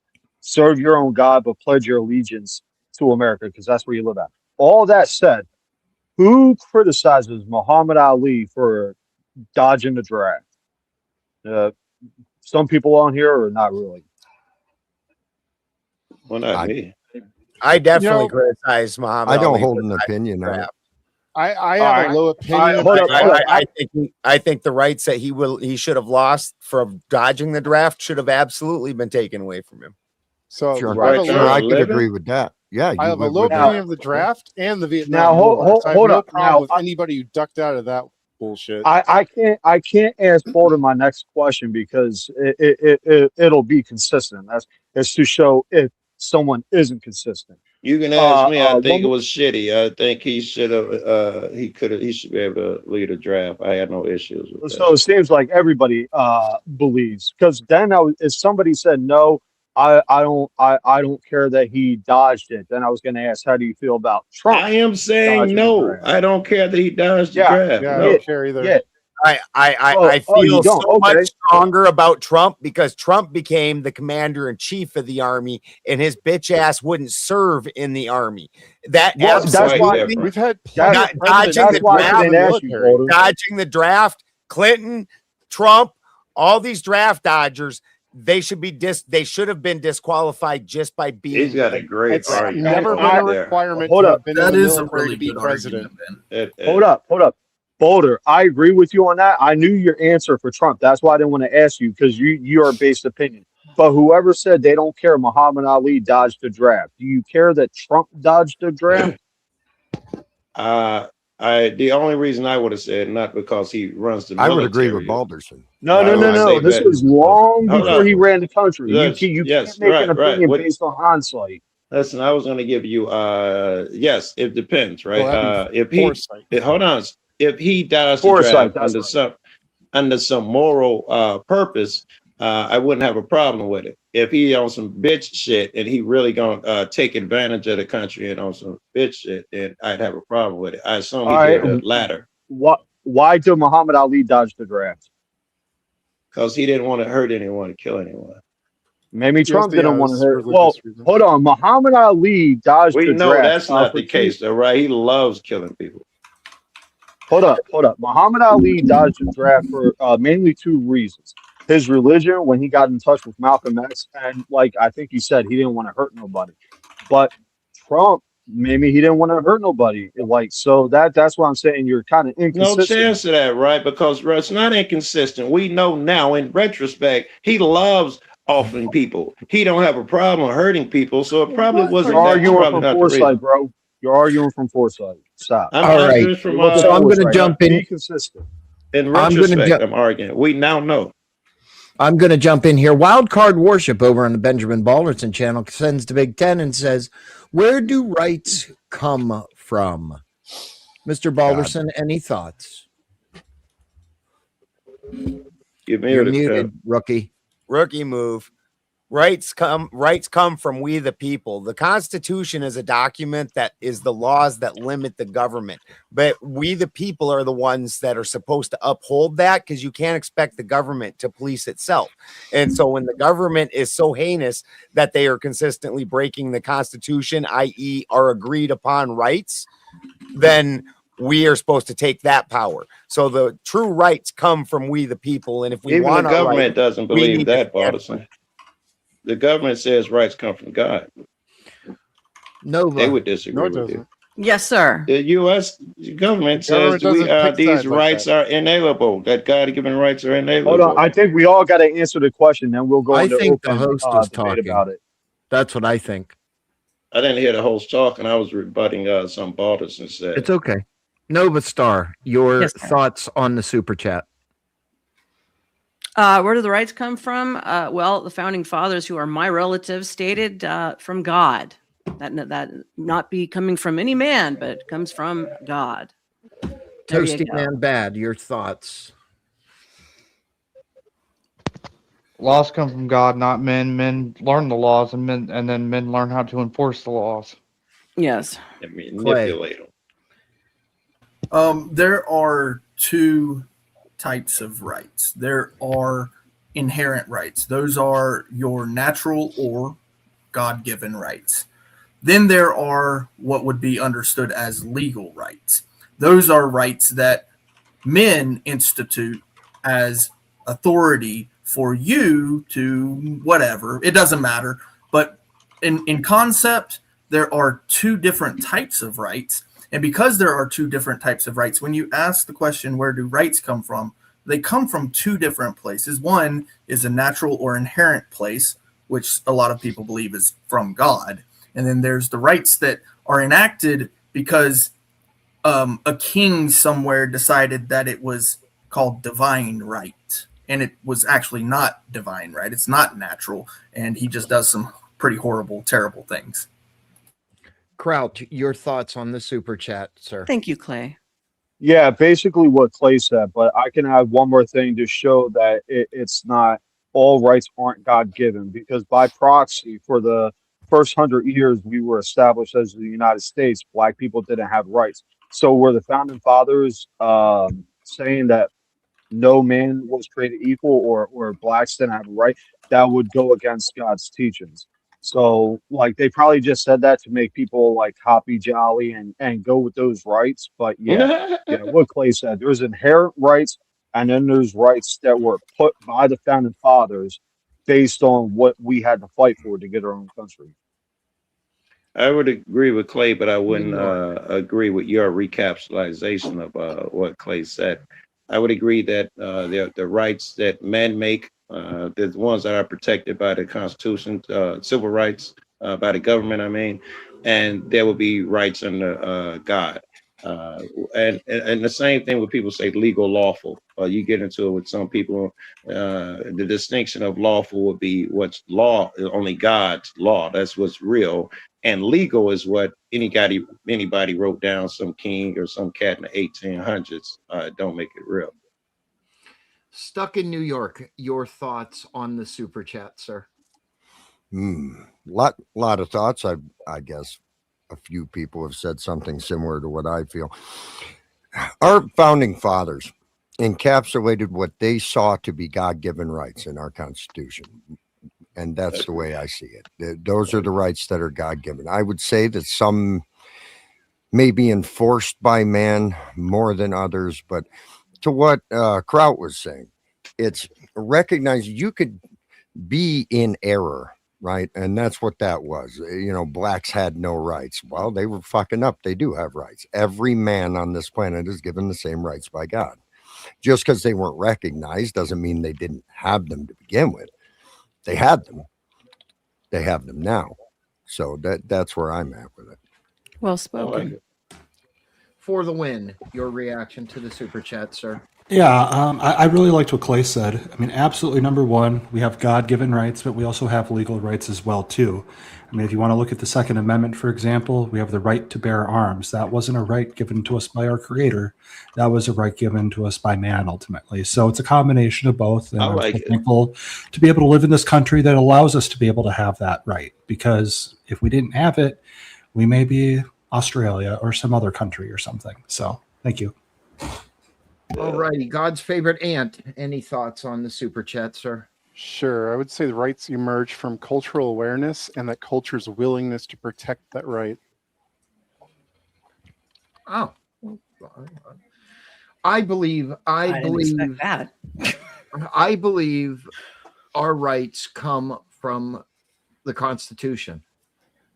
I believe that our founding fathers gave us the rights that they have, or that we have. And, I can get with Clay saying God gave us a lot of our rights as well. Okay, Yeah, folks, Constitution back to you agrees. guys.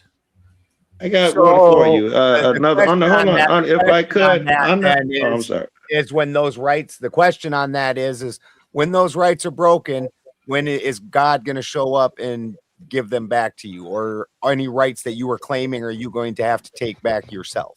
Yeah, that's not part Older, of the that's deal where I That's because stand. like I'm that's with like you on that. asking when my daddy's gonna show up to solve my fucking problems. yeah, gotta take that's it not back. part of the deal. He gave you the rights. I'm saying you giving yourself the rights through your own force.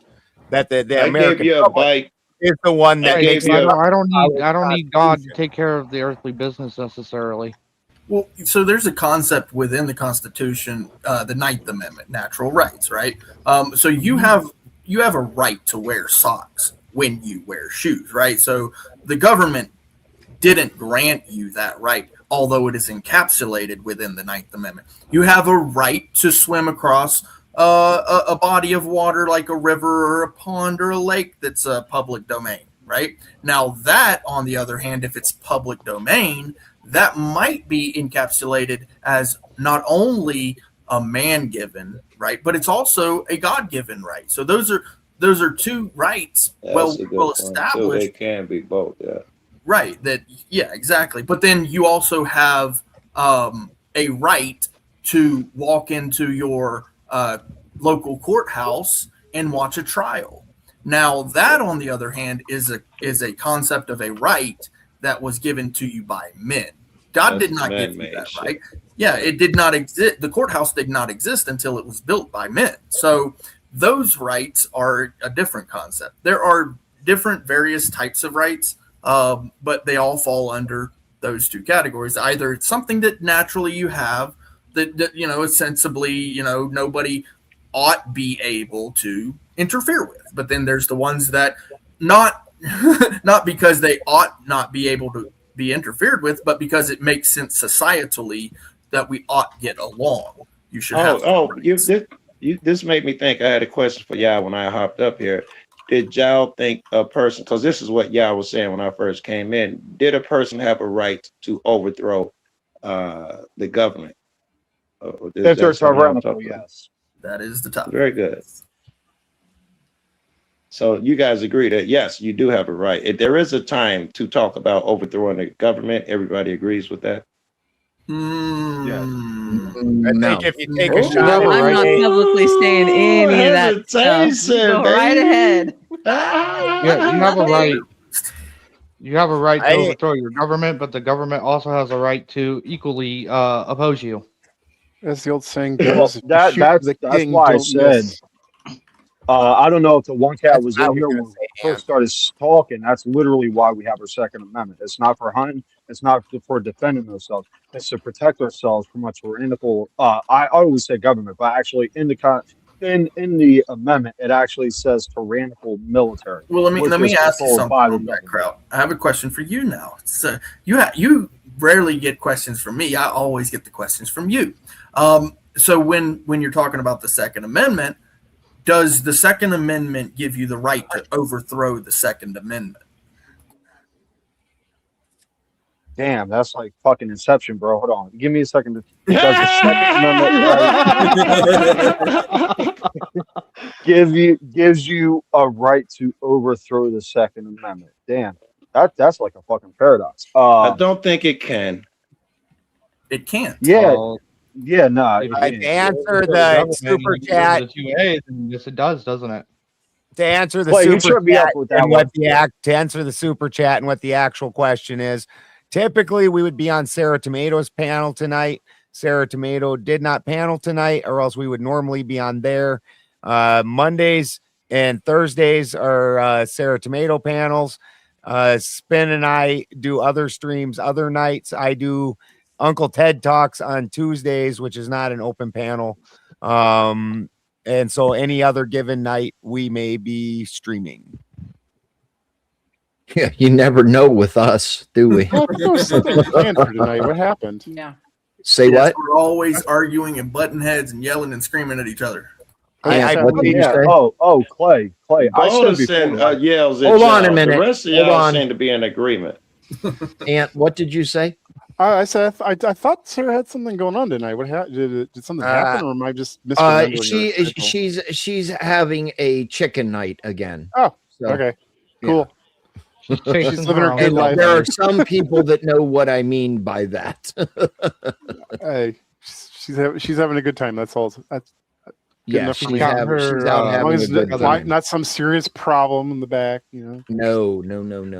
Cool. I'm No. glad she's having fun. Anyways, back to the topic. Where are we at? Yeah. Really, this question that I asked really is the crux of the matter, because the topic is a Second Amendment question, in my opinion, right? And so then falls down to the very paradoxical question, which is, does the Second Amendment give you the right to overthrow the Second Amendment? Technically, yeah. I guess if you're overthrowing the government, you could just shred the Constitution and come up with something completely different. If that was the case, then why didn't the founders specifically say that?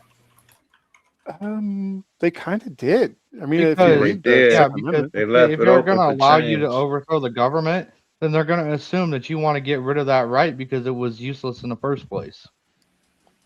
also there's sorry. How was it useless? It was deemed no longer good because that's the whole reason you're going against the government in the first place. If you used it for its intended purpose, how is it useless? Right. That was an if. He was saying it as an if. If it was the case that it was useless, then you could get rid of it. But it is not. So here's the way that I look at it, guys.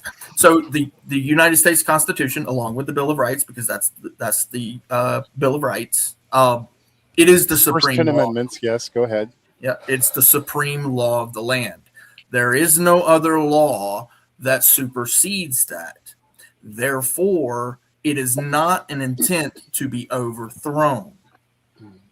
It can be deemed useless on the law.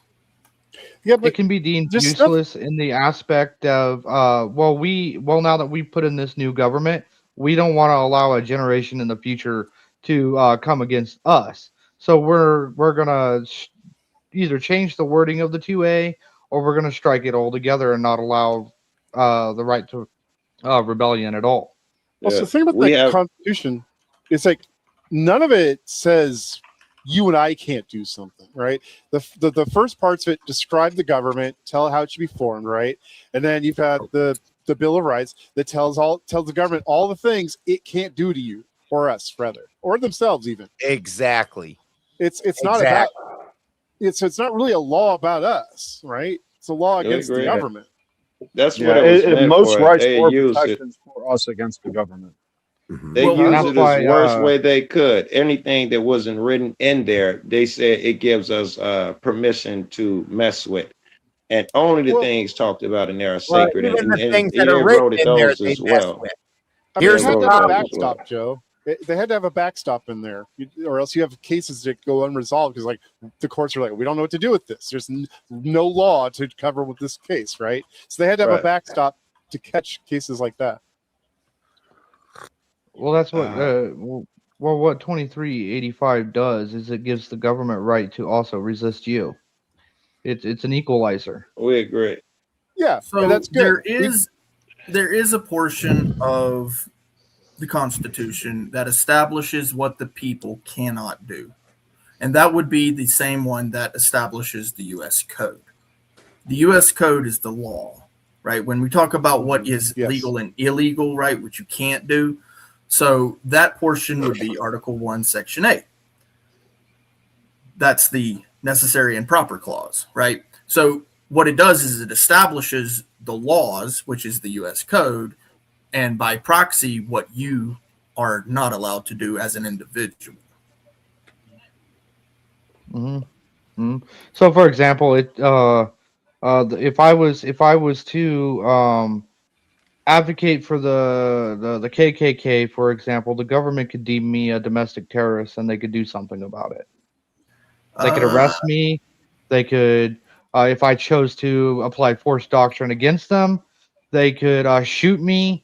They could do any number of things to resolve the issue. If I were to go around supplying people with KKK material, they could arrest me. They could, if I chose to refuse, they could to come quietly and go to court and all that stuff.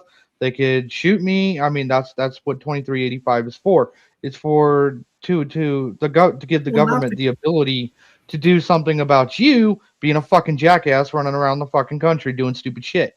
And giving people none of that's going to get you arrested. No. You can do all of that legally. It's not going to make you popular, but you can do it. It's not a question of legally. It's a question of whether or not they want to pursue you.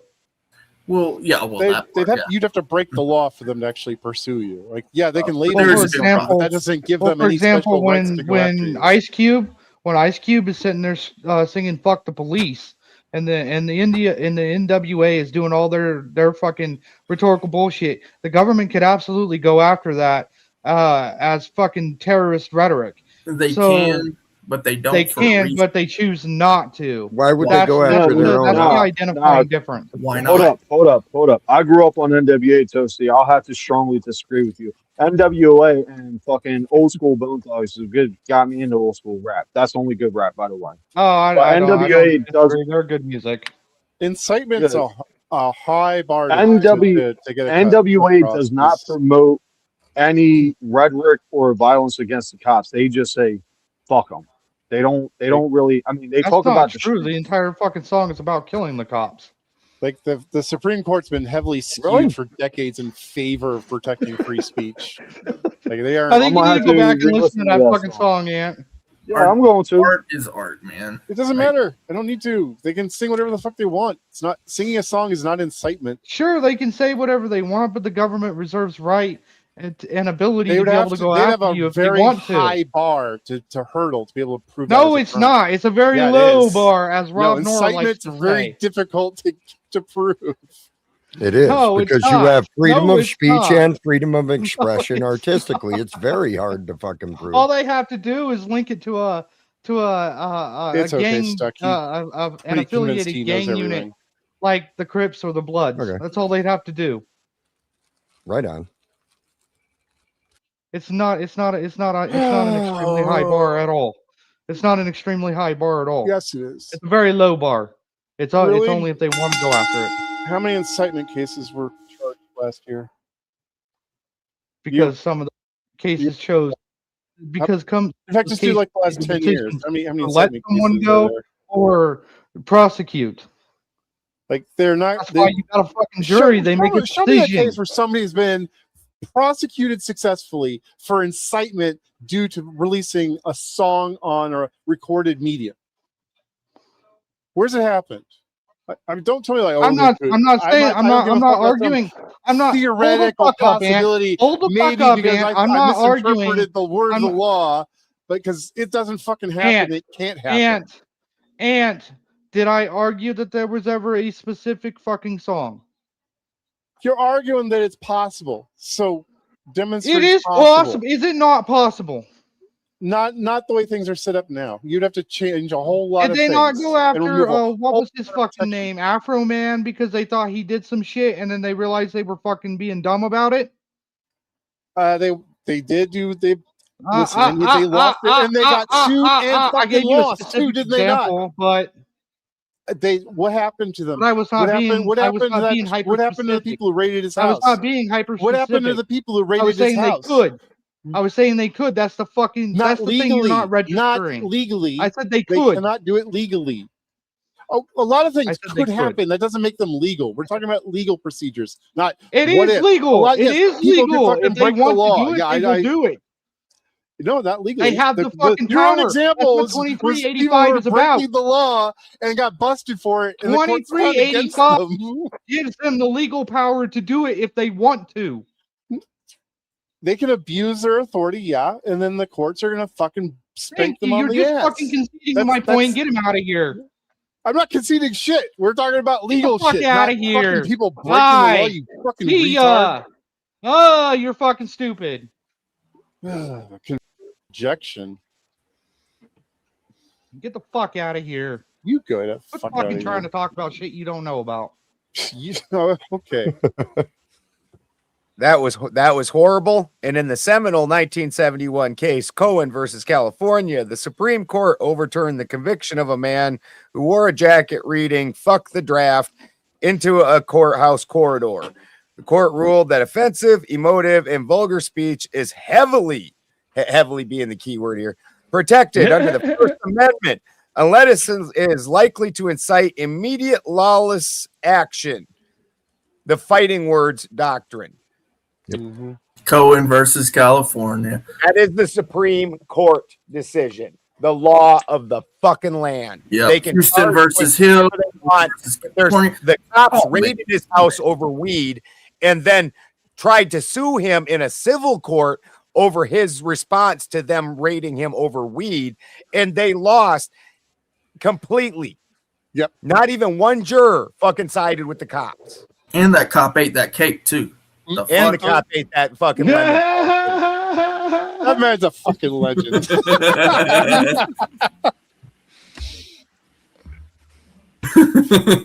it is. That's Alrighty, gentlemen. Kraut Mick is going to make his exit. Kraut Mick. Bye, Kraut. Yeah. All right. See you later, Mick. Yep. Yeah, I just want to Later, do a bro. little self promo real quick. Subscribe to my YouTube channel if you want. Get a, I try to be a base conservative with my views. And if you don't want to hear a base conservative view, I also got tons of videos of me playing Division 2 with my clan with a C, killing other players. It's very entertaining. So, Can I argue with you? Can I come over there and argue with you? Do you drop links? I love to fucking argue with conservatives. What? I do 1v1 debate before, and they mentioned that because I'm on my cell phone, is sometimes I cut in and out. So I'm not going to do any more 1v1. So I get a laptop in like a couple weeks. Because there are actually a couple people that's been on this panel before that I kind of would like to do a 1v1 and really express my views and where I come from. But yeah, once that happens, if y'all put his shit in the regular chat, I'll snatch him up. So, my handle back there, like under the name Kraut Mick at Kraut Mick, you type that shit on YouTube. It's the same ugly mug that's on my emoji right now. That's me. Did you join the Tomato Discord and sign up for the different individual debates? Who, me? I believe I did. Yeah. Did you go in and sign up for the individual debates and say whether pro or con on each of the topics and things like that? Sarah no, I didn't do that. Nah. Yeah, she has whole subsections to match, so that way they can match you up on who to do an individual debate with. Oh, no shit. Oh, yeah, I'm definitely going to let that. But I'm out, man. My phone's at 4%. I didn't bring my charger with me. All right. Thanks for coming up. Good talk. Thanks for having me. And if you would like to join the open panel, the StreamYard link, I'm going to drop the StreamYard link again. I'm going to go ahead and was that Mick who was asking? Just shake your head, Alderson. I am going to remove Mick from the stream just in case anything happens. We don't want that. If you would like to continue, come on over to the Spin City News channel, Benjamin Balderson channel, or School of Thought, and you can continue the conversation. I wasn't shaking my head. All right. I wasn't shaking my head, Toasty. Shout out. Sorry, Toasty man bad. I apologize. Now, can I disconnect now? I'm going to wheel your ass down the hallway, bro. And will you the fuck out of here? So Joe, you said that the Second Amendment gives you the right to overthrow the government. You still stick with that? I said that it cannot. There's no way that it could, because the only way it could, if the government is tyrannical And if you get rid of it to take it over to get rid of it, you also are tyrannical. Yeah. Thank you. Yeah. Very good.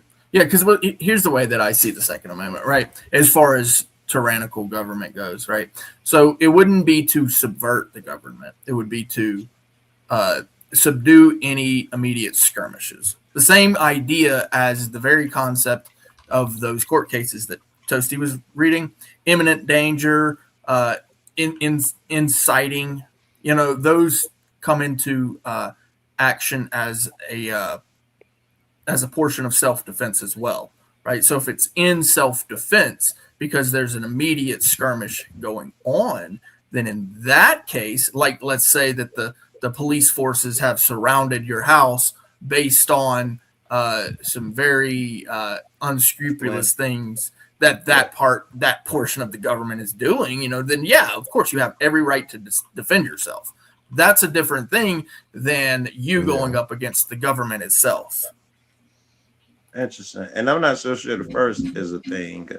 I do believe that if the government, even if they're wrong, if they come in and kill you, you're supposed to take it like a man. I don't think the law allows for anything else. They probably would rule in your favor on that one. Irving Vasquez comes in with the big 5 over on Benjamin Balderson's channel and says, I can safely say that most of us can agree that some people's opinions are more useless than unicorn flip-flops. Thank you for the big 5 over there on the Benjamin Balderson channel. That's pretty self-explanatory. Win-win. Win-win. That's entertainment, the useless opinions, man. It could be fun.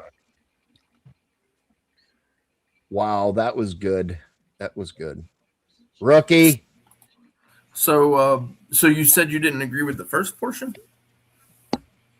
I was saying about the overthrow. It seems logical to me, and you guys don't have to comment, maybe hold up a finger, wink, wink, but it seems to me that if it says there is a time when it is your duty to overthrow a tyrannical Did he just say abracadabra? There must be a time. There must be a time to have a conversation about it. So if you make a law saying you can't have a conversation about it, sounds antithetical to the Constitution. Well, see, and that actually brings us to the law itself that we've been discussing, right? Now, I don't believe that it's against the law to discuss it in an educational manner, right? When it comes to understanding what the law is and what it means. Now, when it comes to discussing it in a manner of, hey, guys, how are we going to rob that, money establishment? Say it that way. I think it's the best way to say it on YouTube. I don't want any. I don't want any trouble. I don't want any trouble. You don't want the small hats after you. Yeah, Damn small hats. Good. David. But if you're discussing it with that intent, then in that case, then sure, yeah, it would be considered unlawful. What if your intent is strictly to bring them back in line because they have created laws where you must pay them $10 every sidewalk you walk down, across the street, they taking money from you, or whatever tyrannical thing they're doing. And now you talk about physically or violently, or however you must overthrow. Would that be a taxation without representation? It sounds like that might fall under the category. Yeah. I mean, that does sound excessive, but consider this, Joe. Well, that's the thing. In order for the Second Amendment to be necessary, right? It was a preemptive measure. It codifies your ability to keep arms and armament just in case tyranny encroaches, right? Which means several other rights have to be fucking smashed to pieces before it ever becomes an issue. Also, I like to think of it like that since you said that. Hold on, Joe. Go ahead, Ant. So the way I was going to frame this, derailed me. Fuck. Sorry. Hate that. Ant, you're supposed to have good focus. Rookie, Ant, rookie. All right, just use your antennas. While Ant is adjusting his antennae, Irving Vasquez comes in with the big two over on the Benjamin Balderson channel and says, some politicians have early onset rigor mortis. That's just the blue chew. Remember That's what it was. very true. Just look at So- Mitch McConnell. You're right that I believe it implies that there's a right to overthrow your government, but obviously we don't want that happening all of the time, right? Right. So we have high stakes for trying to overthrow the government. You better That's you better fucking do it. You better be right. And you better have a lot of support. You know, Wait. if you're not, I they're gonna don't know. fucking I put you want to away. go the opposite way. I would have thought I agree with you when you started speaking, but now I think the opposite way. I Okay. think a motherfucker should be quick to overthrow. Now saying Nah. that because otherwise the government will abuse and take over every single thing. You shouldn't be so patient. Perhaps you shouldn't be so patient when they make these crazy ass fucking laws where a company can buy up all the land in Wyoming and get a water to Russia or whatever weird Sounds shit they come up with emotional. this week. Sounds emotional. But the problem is, if you allow it to be that quick and easy, you don't have a stable government. You're going to have anarchy, and then that's going to dissolve into something much worse. This is true as well. Yeah. So that's why I'm trying to say is like we do want it to have like a high bar What if for that to occur. we would have to have it okay, how about this option? We have it. I still think it only succeeds if we're hard on them. The only reason they get now to where, you know, they play with our heads and take our money and all of that stuff is because we don't stand on the laws that exist. And that should have been done a long time ago. So I think we must need a lot of reforms. hold them accountable to every fucking rule through violence if necessary. The only standard for tyranny that they left us to measure by is the government breaking the Constitution, which our government does fairly regularly. They also stated that we have to be men enough to hold this system if we want to keep it. We apparently were not. That part. A little piece of reality. I understand that violence may become a necessity, but it shouldn't be like the first thing you go to. We still Well, have sure, it options shouldn't be the on the first table that we can 500 in my exhaust opinion. first. Not even the first. It shouldn't even be in the first 500. The first couple. True. No, it thousand should be the of last fucking violence, thing you do. know. Yeah. So- I'm a so smart I like- man. I can find other smart men. I like what Stuck said. So Stuck mentioned that there would be other rights that would be violated first, right? And I am actually of that very much. I'm of that opinion. So the way I that push back on that. So go ahead, Clay.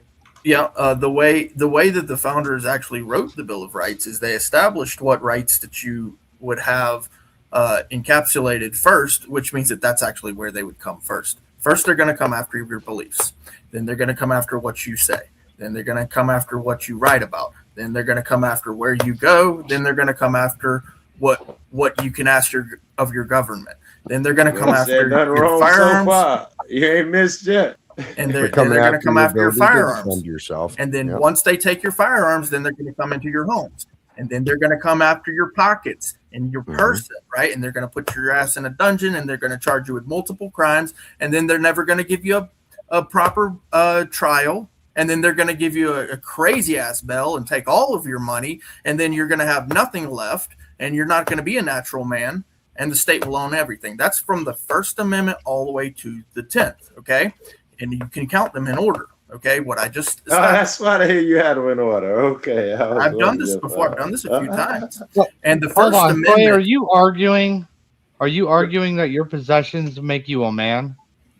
What I'm telling you is that the natural part, the Ninth Amendment is the last thing that they will come after. They will make you a dog, right? So no, the possessions don't make you a man, but what does make you a man is being a natural man, and that is the last thing that they can possibly come after, which is the Ninth Amendment, correct? So the First Amendment, if they can get rid of all of those things, first what you believe, first then what you say, then what you even write about, then where you can go, and then what you can ask of your government.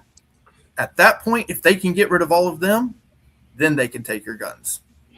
And just to do money, because we like money on this channel, Irving Vasquez comes in with the big five and says, how is it possible that current governments around the world can come in as tight end but leave limping out as a wide receiver? Any thoughts, gentlemen?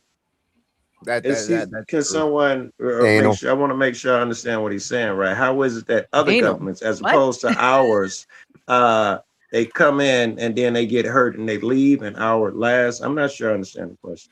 I don't think that he meant any specific government. He just says all governments, and that's because all governments get taken over by greedy fucks. I think what maybe Irving is trying to say is that, with governments, they kind of stand in lockstep to some degree. And when you're in the trenches, you kind of hold that together. So as a tight end, you're blocking, you're doing this or that, whatever. You can go out wide, you can do whatever. But limping out like a wide receiver, I mean, I sometimes thought he maybe was it's a talking- I less thought he than meant that Nets. they came in with a virgin ass and they left with a blown out ass. Yeah, I think I was right. Yeah. Well, That motion blown- without lube. football for me. That fucking blown O-ring sometimes hurts. I mean, Yeah. So they say. I wouldn't know. Yeah, all governments heard become that. corrupt, no matter which system we're talking about. Every single one of them they all start out on a good idea. Even like communism, the Amish live under communism straight up. So do the Hutterites, and they love it. Wonderful people. So that's the way they operate. But no matter what governmental system it is, they're all subject to corruption and greed. And that's because every one of them includes an individual.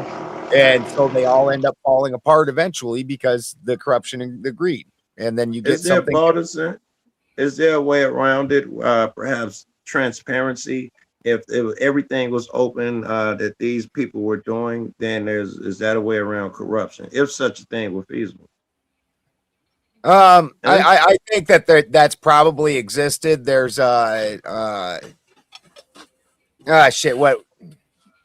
some South American country that basically the president lives like a poor person and he's an actual public servant. You could make the case that Gaddafi in Libya was a true public servant.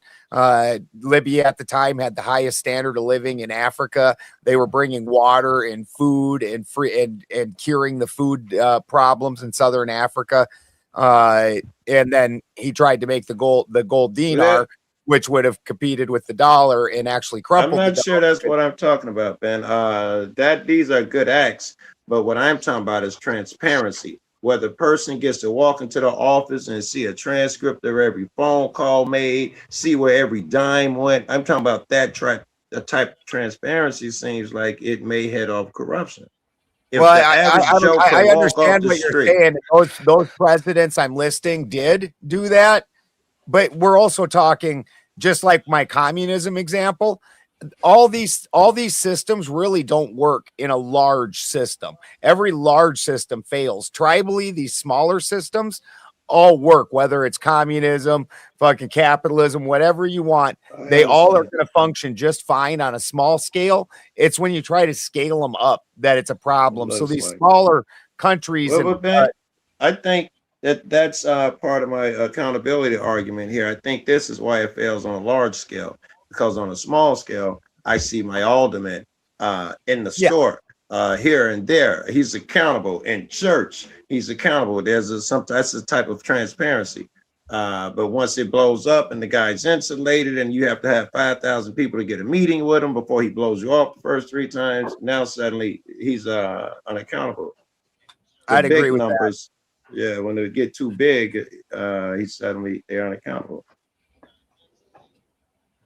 So I was thinking of the walking text thing that you brought up, Joe. Right. So going back to my argument on the Constitution and where what would be taken first, obviously the right to believe what you want to believe, which they've done in many ways. Then they would go after your right to say what you want to say, and they've done that in many ways. And then, of course, what you write, which they've done that in many ways. Now you go to assembly. That's the fourth one. That's the walking text, right? There's only one after that, which is the petitioning part, the right to ask your government what you want of them before it moves to the Second Amendment. You see where I'm going with this? Like, how close are we to having that portion, right? That last portion, the petitioning part, right? And I would say that that's actually already been subverted as Yeah, I was well. gonna argue that too. Yeah. Right, in many ways, and then the Second Amendment has been subverted in many ways. And guess what? The Third Amendment, I got one for the petitioner. Houses, you know. Let me get one for the petitioner that's pertinent because we were having this Sure. conversation. One of the things about petitioning, if they moved it, and I think me and Span talked about this. If I want to go petition my alderman, I go to his crib and they make a law. Well, no, you can petition them, but not in the state. You know, and now are you really petitioning? And they got shit like that. When those people go to protest in front of the ICE building, they're not allowed. You cannot protest here. That's the one for petitioning that they're already battling. That's actually a really good one. Because, can you say that last part again, Joe? Yes, the people who go out to the ICE facilities, they're petitioning at the place where they want to petition, and the government is telling them they can't petition there, so our petitioning rights are already under attack. Yeah, that would be them exercising their 2385. They ain't gonna say that out in the open, though. They ain't gonna say it in public. You move into the screen, honey. Move into the camera. She wants to see. Huh? She wants to see. You keep disappearing. Your background keeps swallowing you. You should move into the. My background isn't swallowing me. I put the privacy shield on. Oh, okay, that's right. what she said. I'm not swallowing you. She was just trying Irving Vasquez says brings the big two and on the that's why I'm a Benjamin very, Balderson very angry panel. and depressed Nazi. Irving Vasquez sends the big two and says he meant they start strong, armed, but later get pinned. I dig it, baby. So he was talking about other than us so far. Yeah. Australia, all those places you named, they started off armed, and Canada, and they just started losing it to Europe. Yep. Yeah. Yep, that's exactly right. Yeah, you give up that Second Amendment, everything else hinges on that. They can take all the rest of them away at free will if they give up that second. Hey, what's up, man? But damn it. And that's why I want to push back on the play with it. It's like, the Second Amendment is probably the easiest one to sell to the people. What's that behind you? I was trying to get you to turn around and your screen went black. If you look at laws, they've Maybe been if you're far a good more boy, I'll turn around successful later. at infringing on our Second Amendment rights than any of our other rights. 100% agree. 100% agree. They do it by small steps. You know, the whole frog in the boiling water fucking concept. 1,000 cuts. So I'd say they're actually going to go after the second first. That's the first because that's the one that protects all the others. Yep. And once they get rid of that, the rest of them are open season. So if I were going to get rid of it, the best way I could do it is that slow death by 1,000 cuts. I would have wrote it slowly. I would say you can only have X amount of bullets in it. You can only have X amount of magazine. You can only. I would have wrote it slowly to get rid of that second. Well, that's what they were trying, Joe. The slow way, right? This is what I'm meaning by the First Amendment first, because the slow way is to, one, have you believing something that isn't true, right? Come after your beliefs first, then stop you from saying how they tricked you. Then stop you from writing to somebody about how they tricked you, and then stop you from going where you want to be able to go so that you can petition, right? And I want to get back to that portion, right, where you mentioned the protesting, right? So what the courts did essentially, what they did was they married the two, assembly and petition, to, in my opinion, to trick people into believing that you have a right to protest. The courts rule that you have a right to protest, which I don't agree with. I think you have a right to assemble, and I think you have a right to petition. Both of them, right? You have the right to assemble and petition. It's a trick, bro. You have a right to go where you want to go. That's your assembly. That's assembly, yes. Okay. You have a right to petition. The problem I could do that alone. I is don't have that to petition. no, listen. Yes, you can do it alone. But what is a petition, Joe? To grievances, to air my grievances to the government. And what does that specifically mean? It means you need to write something, correct? Not really. I could go and make If a it's not video written, out then- in front of ICE. I am petitioning. No, not legally. Sure can. No, that's What? you're speaking. What? You're using your free speech and you're assembling. You're not petitioning. Who are you petitioning? What government have you requested anything from? I'm not asking for a thing. I'd have to look up the definition of petitioning because air your grievances may not fall under petitioning. Well, petitioning means request. That's what the definition of petitioning is. Right. Yeah. Petition, to request. Okay. And now, the most proper way to do a petition or to do a request is to ask it by submitting it in a paper form, in a written format, because if you don't have a record of it, you never did it. This is why we video things. This is literally why, if it wasn't on video, it never happened, right? So if you are going to petition your government for a redress of grievances, you have to do it on paper. This is why the protest point is a trick. That doesn't sound, I'm not sure. That's a petition is a formal written request made to an authority. Yeah, but now I think my video definition holds too. I'm reading it now. A petition is a formal written submitted request to authority. I think I can replace written with video and accomplish this still. It will not work. If you bring a video to a clerk of court and say, this is how I'm going to do this case. Maybe there are other ways. I wouldn't go to the clerk of court. That may sound crazy. I wouldn't take it to clerk of court. Okay, so let's take it to the executive branch. I would go to, I'd just go to the court. No, just to the courthouse. The courthouse? And yes, go to the courthouse. Which clerk is going to take a video? I didn't say no one was. You no. I mean, I don't mean to be rude. I didn't say no clerk was going to take nothing. I was giving you an example of how I would petition without giving a piece of paper. I would go there in front of the court, go live, get 1,000 motherfuckers in here, and tell them, listen, we need the court to get in line. We want Officer so and so's name, and we want so and so. Okay, I didn't protest at courthouses. So that's your right to assemble. That's protest. I'm trying to say it's a petition. I'm asking for a thing. With 1,000 people? With 1,000 other niggas. You need a link, brother? It's a protest. Come on. No, it's not a protest. Come on. The way I phrase it, that's not a protest. I am saying we want the records of so-and-so. No, what I'm telling you is it's the legal. No, stay within my boundaries. We want the records of matter this. About your boundaries. Going outside of the a petition? Going outside of the legal understanding of what a petition is meaning that you're never going to get a petition. A petition literally is a that's written what request. people do when they push and tug at the law all the time. That's how you win cases and shit going outside of the understanding. How do you create a record? How do you create a record if you're not creating a record, Joe? I just told you, video is a record. They tricked us when they say you can go to a courtroom, you can write something down, but you can't record. It's a trick. A record is a record.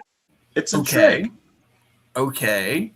Now, how many videos fit inside of a file folder? I'm not sure they got to do with anything. Please just get to it. Well, it's a question. I mean, if you don't know, then you don't know. Just say, I don't know. Also, I don't know if I know. I hadn't even considered. I was asking you to just state what you're going to say and leave me out is what I was just asking and get to your point. Hey, Joe, I hate to interrupt. You don't hate to interrupt because you only interrupt when I'm talking. You don't interrupt anyone else. You don't hate to interrupt me. Go ahead. He's the host. Remember that? Yes, but he still needs to be sincere. You don't hate to interrupt me because all the interruptions come when I'm speaking. Well, never mind then. Go ahead. No, please go ahead. I ain't trying to be rude. I just want to make notice. Oh my God. This interruption was going to benefit you. So you know what? I don't care. It's your show. You're allowed. I ain't going to bend a bow, period. It's not an option. It's your show. Go. This was going to help you, Joe. It won't make me change my behavior, is what I'm saying. Joe just walked Joe up wasn't and paying told the host attention. fucking So balls. thank you, Nova. Thank you. Yeah, thank you, Miss Nova. Joe wasn't paying attention. There you go, Joe. This was benefiting you, sir. Hey, I apologize. I was absolutely wrong. I was thought you would fucking apologize. My apologies. I repent. Thank you, people, for humbling my arrogant ass. Hey, I needed to humble it right there. I thought I was 100% standing on it. I was wrong. Hey, Joe, that little spurt you did, it just now cost you my Cash App $10. Okay. Well, that's the behavior that won't change, but that's it there. Actually, that is a $10 reparation to Miss Nova Star's Cash App. All right, now I'm interested. Reparations and Nova, that's just interesting. I don't even know where we're going yet, but those two words. Thank you. I appreciate that. Let's see if something's come in. And if he doesn't, he's booted. And you know what, Nova? If he doesn't, he gets booted the rest of the night.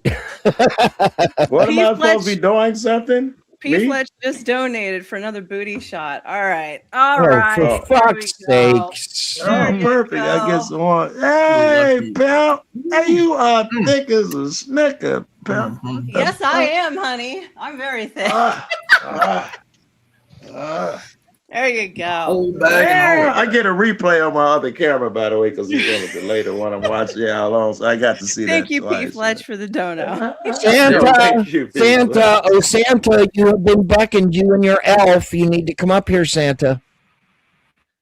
And to further what Brick was saying, I looked it up in Black's Law to see what the legal definition of petition is, and it's a written address embodying an application or a prayer from a person or persons preferring it to the power, body, or persons to whom I know I'm right. Presented for the exercise of his or their authority in the redress of some wrong or the grant of some favor, privilege, or license.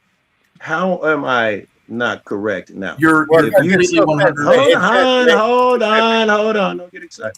If you go back and say that law and that definition was written 100 years ago, it would say a written piece of paper. And then you account for technology 200 years later, when paper is not even a thing. Perhaps they have other forms. Written cannot be and must be the final of all. Written, it cannot be it. Telling you, Joe, because technology changes. Why do you think they don't teach cursive in schools anymore? Because cursive sucks balls. Because cursive is how you sign your name. Cursive sucks balls. You can't sign a contract without a signature. But that can be an X. It doesn't have to be your full name. No, it can't be an X. I'm sorry, sir. When it comes to that matter, it could law, probably be that is other things. completely 100% incorrect, sir. When it comes to contract law, I agree with what Balderson just said. I agree. I am not disagreeing with that, Clay. You don't have to go on. I'm not disagreeing with that. According to law as it exists now, contract law, you and Balderson stated the same thing. I'll give you that. I agree. But however, a petition must mean more than what they have an understanding of and have written down now, because technology changes. Everything changes. You may not even write 100 years from, excuse me, you may not even write 100 years from, it may be some thing through that you make mental, I'm not sure you do that way, just rude. It may be some mental, I know why you do it, I'm not crazy. It may be some mental way that you document now. We put the computer chip can I interrupt you again? That was funny. That was fucking perfect. I hope I keep my thought. Go ahead. Yes. You get the Elon Musk chip, and things now go immediately to the government when you think it and all of that shit. And the record is stored in the cloud. Nothing is ever written. What would a petition look like then? So the petition is always going to be the same. That part is not going to change. There's nothing written. Remember, in my hypothetical, everything's mental. You want to hear it, or do you want to, bro? What are you doing? I wonder if you're responding to my hypothetical. You're saying written, yeah? I am telling you. Okay. I'm telling you. Okay. They have done the old switcheroo on the American population to have them believing that you can petition your government without a written contract. This is what I've been saying the whole time. You can't. You just simply can't. They've miseducated the population into believing that you can do a petition without a signature. You can't. So I think as an answer to my question, 500 years from now, the mental petition, and it will be written in Black's law as this is what a petition is, it won't be, because the true petition must be written. Am I correct? That's what you're saying. Correct. Yes. You need to read that off, Spin. And here's why. So, there's I'm so sorry. Wow. you might, Joe.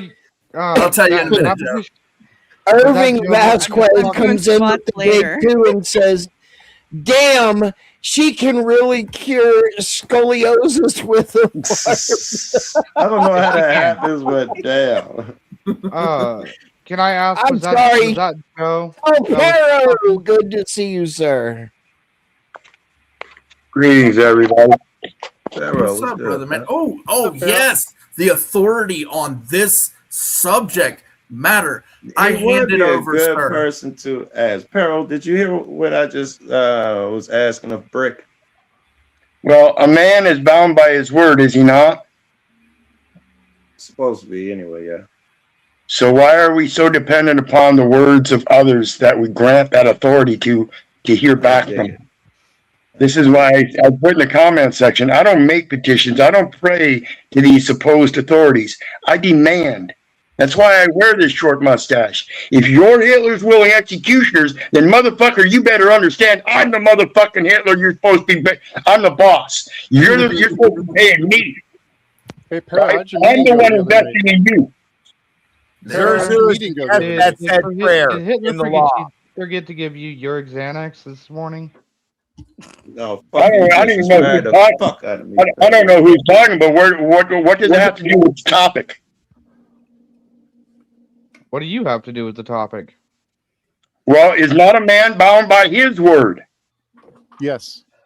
Then why is the rest of society so dependent upon an ID? Everybody on this panel, I guarantee, carries an ID in their wallet. I don't. Haven't done so for many years. I do not pay taxes. I do not pay child support. I pay for my support to my child directly. I do not need a third person intervener, particularly if he's wearing some kind of official badge.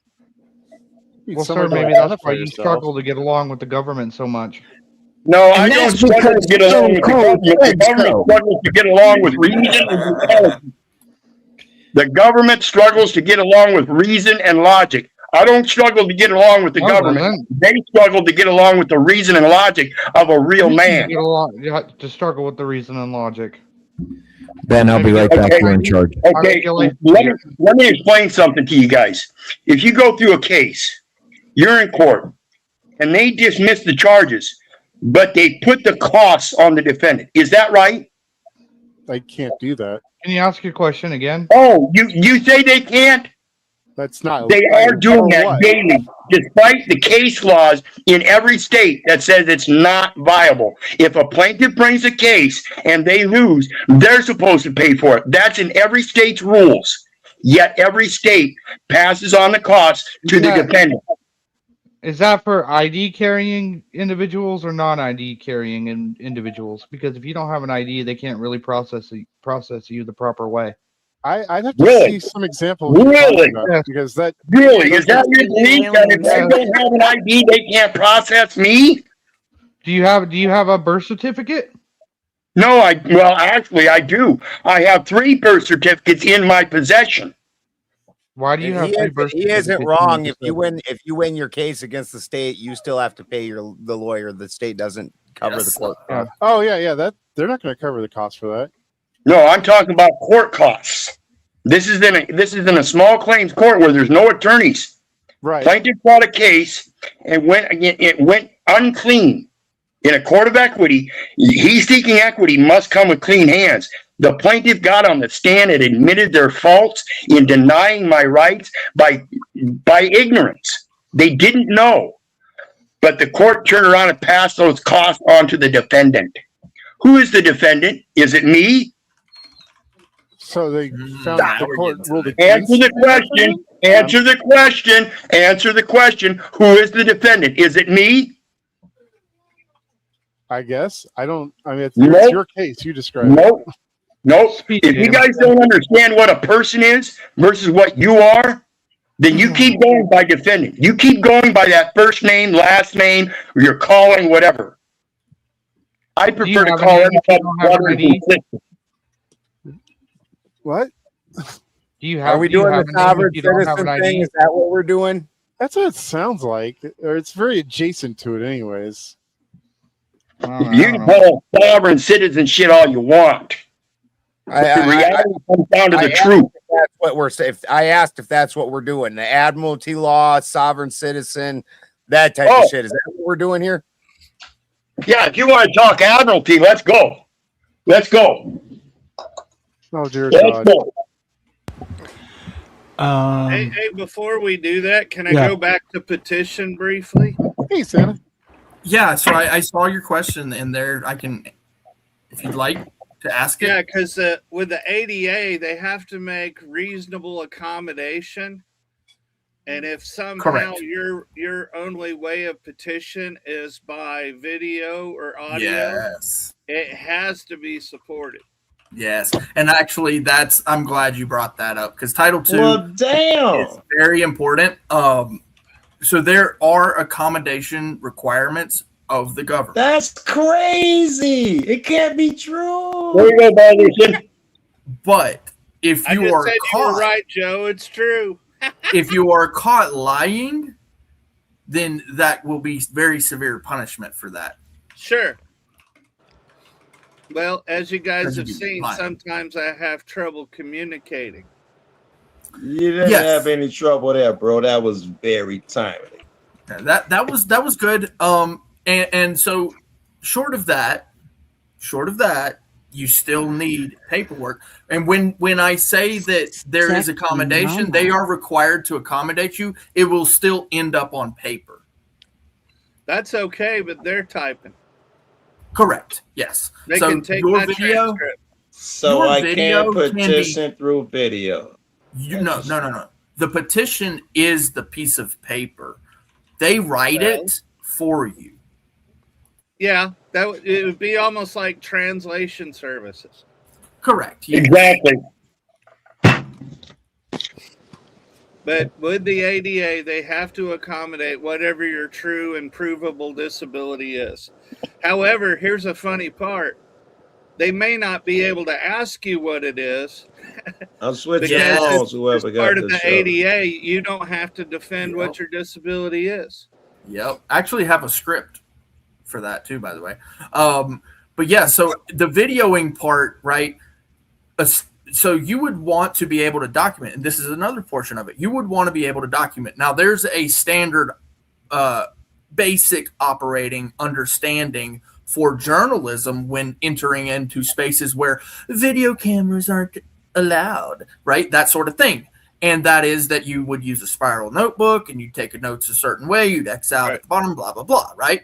Well, if you have ADA requirements, then you're allowed to video. You must go through the script. And then you should be allowed to video, but that is only under certain circumstances. And that would also constitute that you, as the person videoing, are only documenting for your own documentation and record. Right. I agree. However, let me add that most of those are rules of the court. They're actually not state law. Correct.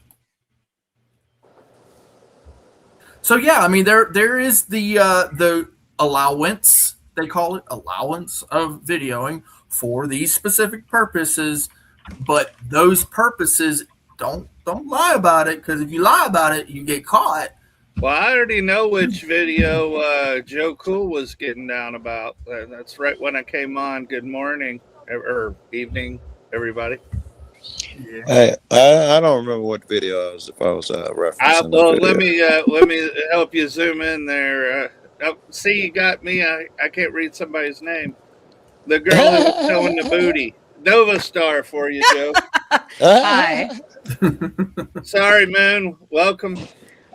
Moon's looking good. And then boobies. Yeah, she does. Very much so. Yeah. Oh. Hey, sexy mama. We're back again. Round 2. Are you taking me out again? What are we doing, mama? I can't hear. Mm-mm. She never can hear me. She can't hear me. This is not good. I can't flirt with somebody who can't hear me.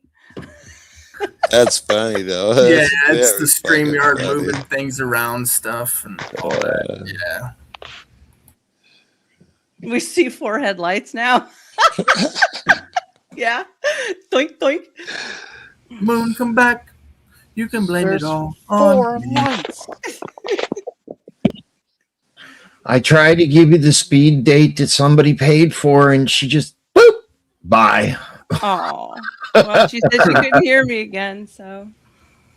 I think she's having a technical problem. She has to be able to be in before you drop everybody. Otherwise, she ends up not being able to hear us because of the StreamYard stuff. That's just what happens. You know, they just did another fucking update today. They did? Yeah, Oh, great. another one. I'm like, what the fuck? Hello, Elf. The reason why is because a lot of these companies are ditching the Windows operating system for operating systems like Linux, so they're preparing their newer waves of systems to be operating on Linux. That's why. Windows 11 is going to sync Microsoft, along with what Copilot. What was that? I said I think Copilot and Windows 11 are probably going to fucking sync Microsoft. Yeah, they are. Yeah. So as far as what they're moving away. As far as what El Perro was talking about, the legal and lawful kind of thing, right? So he's 100% right on this stuff. Now you have a choice, and it's about that choice, right? Are you going to be, participating in these, quote unquote gangs and that sort of thing?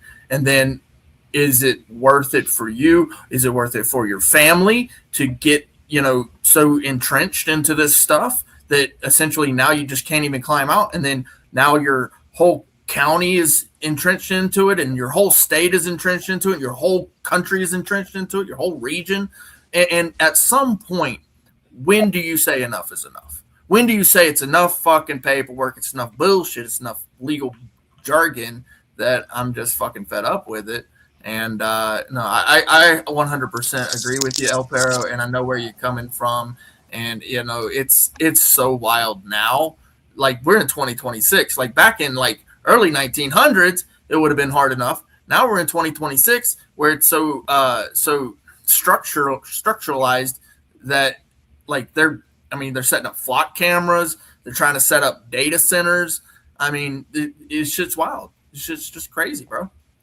Here locally, they're contemplating shutting down the public commentary section for the local city. This is your text. For the local. Apparently, Hitler decided your mic doesn't want to work. Yeah, it's your mic. It's cutting in and out like static real bad. Sucks. Maybe if you got a state ID, it would work better. I don't know what happened. Maybe it was all that shaking around the desk. You guys are ridiculous. No, for real. Your cord is or something is your mic is literally cutting in and out. There is no cord. Oh, really? You heard me fine.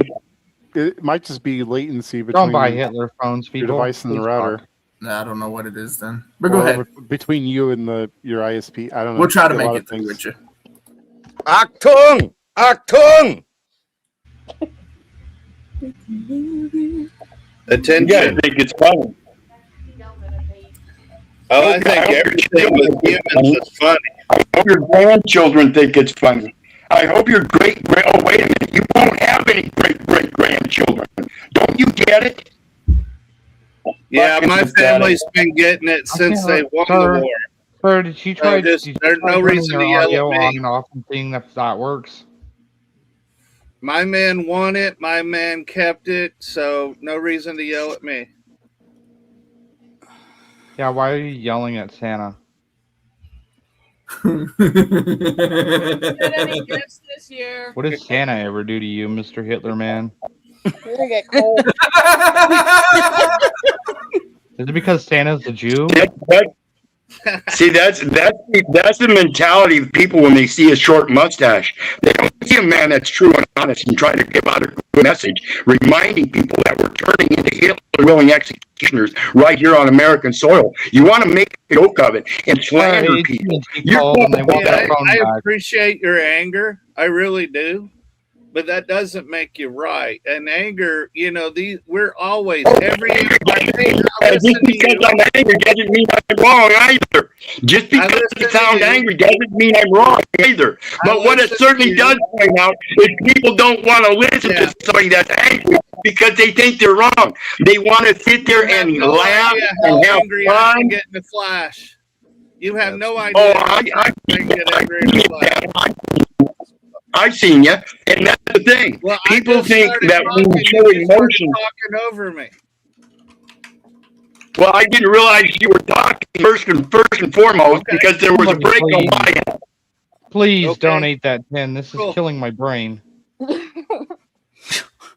Now, when we look at empire across the world and across the decades and across the centuries and across millennia, everyone agrees that we're in that pattern of decay. Now, I mean, there might be some people who believe that we're not, but it has to do with empire, and it has to do with late stage empire. And as I recall hearing Balderson before, it's the late stage of all the isms. Because the common thing in all these things are humans. It's the human nature that causes the fall of these things. Yeah, it's the human nature going towards hedonism. Everybody wants to have fun. And the fall of every empire ended up with that very same hedonism. Yeah, it was Darth definitely Vader, a common you need to trait. check your voice box. But I you know, in what way, say for example, other than Marxist leftist activity to bring down the republic, what is there in this hedonism that's causing the end of the republic? Is it women's rights? Is it, you know, people? It's everybody's involvement in it. Even the children. We're indoctrinating our children into believing that life should be cupcake and ice cream. Well, I think like you look at it. I mean, I forget who said it, but hard times make hard men, and weak times make weak men. I think you said that, Ben. You know, so with respect to indoctrination, you know, I know being Gen X, I wanted things to be a little bit better than my kids because I came up in surprisingly bad situations. It's hard times make strong men. Strong men make good times make weak men. Weak men make hard times. So what was the last one? Weak men make hard times. Oh, okay. Well, you guys know what I meant, and thank you for the correction, Ant. I appreciate that. I remember thinking in the past that, God, that's awfully long. Just You know what makes hard men? Beautiful women.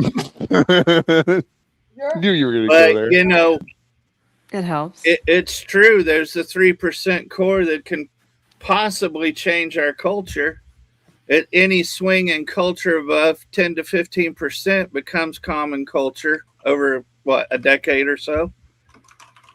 I mean, these things are true, but wasn't it the usurpation and abrogation of our rights over 150 years that are really challenging the republic now? It wasn't ladies without bras. Yeah, ladies. I mean, I have a bra on, sir. And so does she. We're too big to not have one. Yeah, I should, but you know. You So- should? He doesn't listen. Now, so I'm just offering that counterpoint, Peril. I'm not really arguing and saying that. I'm like, isn't it true that You know, since the failure of the greenbacks, the repeal of 40 acres and a mule, all the things that individually supported individual rights and self-autonomy, these are the things that have eroded the republic. You know, allowing the jurisprudence to be the case instead of the past laws. You know, court precedent matters more than the law. You know, was that one Congress shall make no law that doesn't appear, you know, apply to both sides or whatever, but they're insider trading all the time and we allowed it. Absolutely. Yeah, and I agree, because you know, when we start thinking about well, let's look at technology.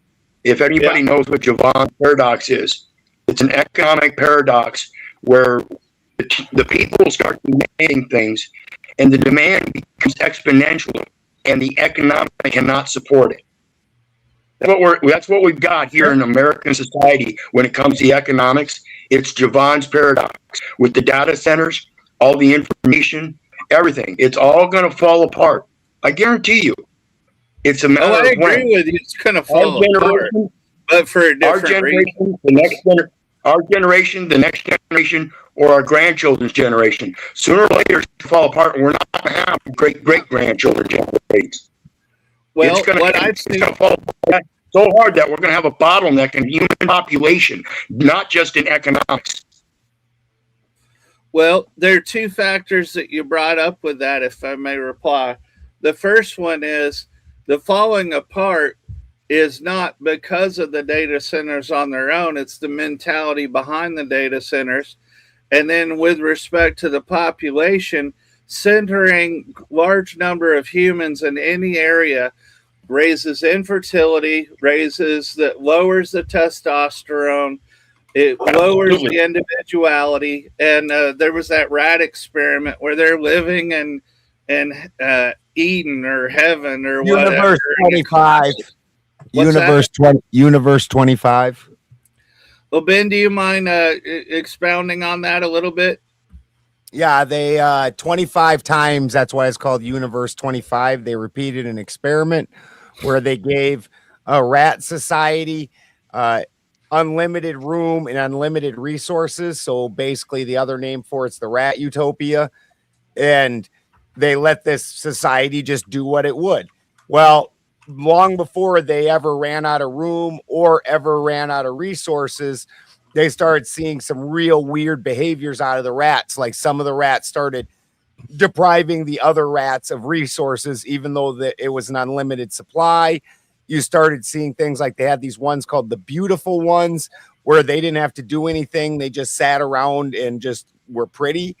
They had the women quit having children, and then if they did have children, they would kill them. Lots of weird behaviors as soon as they reached this peak, and then the society would fall apart because the rats weren't procreating, and it would go into a severe decline. 25 times they did that experiment, 25 times, same results. So I'm just saying, yes, bottleneck. Well, biology has a way of trying to cut off any life form that's kind of taken too much. And then when you have the apathies and everything else, like Ben was saying, those map very nicely to the fall of empire. It's astonishing how closely they map. So yeah, unless we take individual responsibility, it's certainly going to happen. We've allowed, like, see somebody mentioning Animal Farm. Yes, we've allowed some people to say they're just more equal than the rest of us. But what we do with that, perhaps we differ. Some animals are more equal than others. Right. All right, lick. Come on. What? Clay's been quiet? There was an opening and Clay was quiet. Oh my God. I know. What the heck, dude? What he done? Well, I guess that's true for Spin too, isn't it? I guess we have 99 Clays, but a brick ain't one. No, I had stepped away. Usually, I'm pretty on top of keeping. So, I absolutely got lost where you guys were at. What you were talking about. I had to step away. Sorry. There was something about not all animals are equal, but some animals are more equal than others, and brick weighs a ton. Okay. Yeah. No, this is good. We're gonna go on to animal rights, Peter. You haven't seen Animal Farm? Oh, goodness. Whew. Reddit. I have the niece reading Lord of the Flies right now. You know, a good children's book. I've been reading that since high school. I don't even remember it. You don't remember Piggy? Not well. Like I said, I read it in high school. That was forever ago. That book right there, that story just goes to show you really like there. So it's a necessary evil, right? What the founders really established, they called it the necessary evil. Now, when you really understand what that means, in the vacuum of no power, power finds the vacuum. Lord of the Flies is a perfect example of that in storyline. And so when we're considering this specific topic, right? The law being what it is and knowing what our rights are and what has been established. Now, it could easily be argued that we have the right to defend ourselves naturally. We are human beings. We are men, just like animals have their right to defend themselves. You see a cat backed into a corner by a couple of dogs. What are they doing? They're defending themselves naturally. It's just something that naturally anybody on this planet would say, yeah, I absolutely have the right to defend myself. Now, when it comes to specifically those laws, those sedition laws, right, and all that stuff, the treason, the sedition, all that, as quote unquote citizens, quote unquote, I'm saying it with the quotes, of course. At what point does it switch over from your duty or your responsibility to be able to defend yourself, your right to defend yourself, to now you're committing treason and the subversion of the Constitution itself or perhaps a city charter? But then you look at that and you go, well, what if that city charter includes ordinances that are clearly against natural rights? Well, that's where your petitioning comes into play, right? Now, what if your right to petition is being subverted by the courts? At that point, do you have the right to defend yourself? Because the next step after petitioning is the Second Amendment. If you look at the First Amendment, first the beliefs, then the speech, then your right to write it, and then your right to go where you need to go. That's the first four. When they take your right to petition, there's no rights in the First Amendment left. Therefore, the next portion is your firearms. That's your ability to defend yourself. Yes, that's when I would say at that point in time, 100%, not a 90%, not a 99%, a 100%. Yes, you need to stand up and defend yourself against a tyrannical government. And in the biggest form or the lowest form of government. From the chartered city to township to all the way to the federal, which the federal, it still would not deestablish the Constitution itself. You guys understand that the local government, known as the mayor, is a mayoral government, and literally, it's a Y, Jay. This is how language works. It is called the major form of government because it is local, and that's where your voice actually discounts. Sure. I don't disagree with that. Also, I think there's a lot of spelling in our English language that sets us into mind frames that we might not be familiar with because we so passively take on media these days. But Clay, I'd also like to help you sharpen your sword a little bit. You're saying subversion when I think you mean abrogate. And abrogate is where the laws are taken away, or the privileges or the rights. I think subversion is also, I like abrogate. That's also, so there would be a few different terms that could be used there. Subversion means that you pass a law with the intent of exactly the opposite meaning. I'm sure they both exist, but when something's taken away, it's abrogated. Yeah. Well, essentially, when I'm saying subversion, right, that's exactly what I'm saying, right? So to simply try to establish a governance at that point, you're trying to establish a governance, you're trying to create a rule by form overtaking a what should be legitimate form of governance. Well, okay. The law is actually a little bit different than that. I know you're on the First and Second Amendment more than I am. Okay. The reason that I hold this abrogate versus subvert, any other word, is because it makes it clear that by precedent, the court is taking away your rights. That's an abrogation. I got that one. They're not passing something to do it. They're doing it by practice. And then they decide to speak in a dead language so it's consistent. But it also means that the average person's no longer learning Latin anymore. So they don't know what habeas corpus means. It's just the big power above them. And we can look to 1984 for that example of how, or a solid example of how that can happen with the double speak, new speak, whatever speak. And then also, if I may go another one of the things, especially with weed legalization and all this other, it just reminds me so much Soma, from Brave New World. I mean, Brave New World, there's the defertilization of the population. I procreate viviparously, sir. Well said.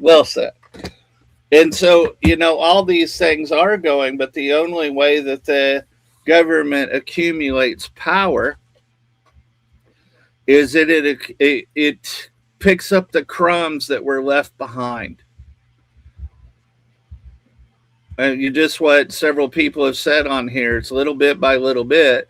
And so when something is challenged and it's allowed to pass without contest, that's exactly how they accumulate power. They establish the precedent. They say, here's the new precedent. You're out of your mind, regardless of what the laws actually say.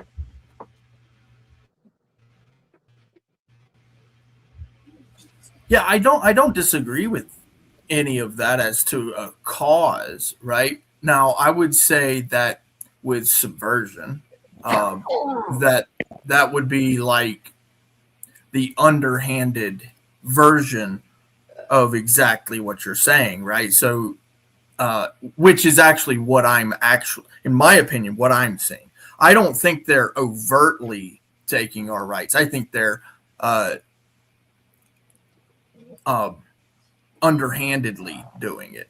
I think that they're literally subverting, miseducating the population to believe that their rights don't mean a damn thing because they can just simply take them, and it actually goes into the ortho bro, what are rights bullshittery that they do, where they say, well, what are rights? Where do they come from? Right. And when they do that, what they're doing is they're trying to get you to believe that the law only exists according to a doctrine of belief where we can't write them anymore. Only those men at the top, those powers that be, are the ones who could possibly understand it, that the common man couldn't possibly understand it. In fact, I would say that they're actually intentionally writing the laws now so that the populace can't possibly understand it without a law degree. I mean, unless you have a law degree, they don't take you seriously.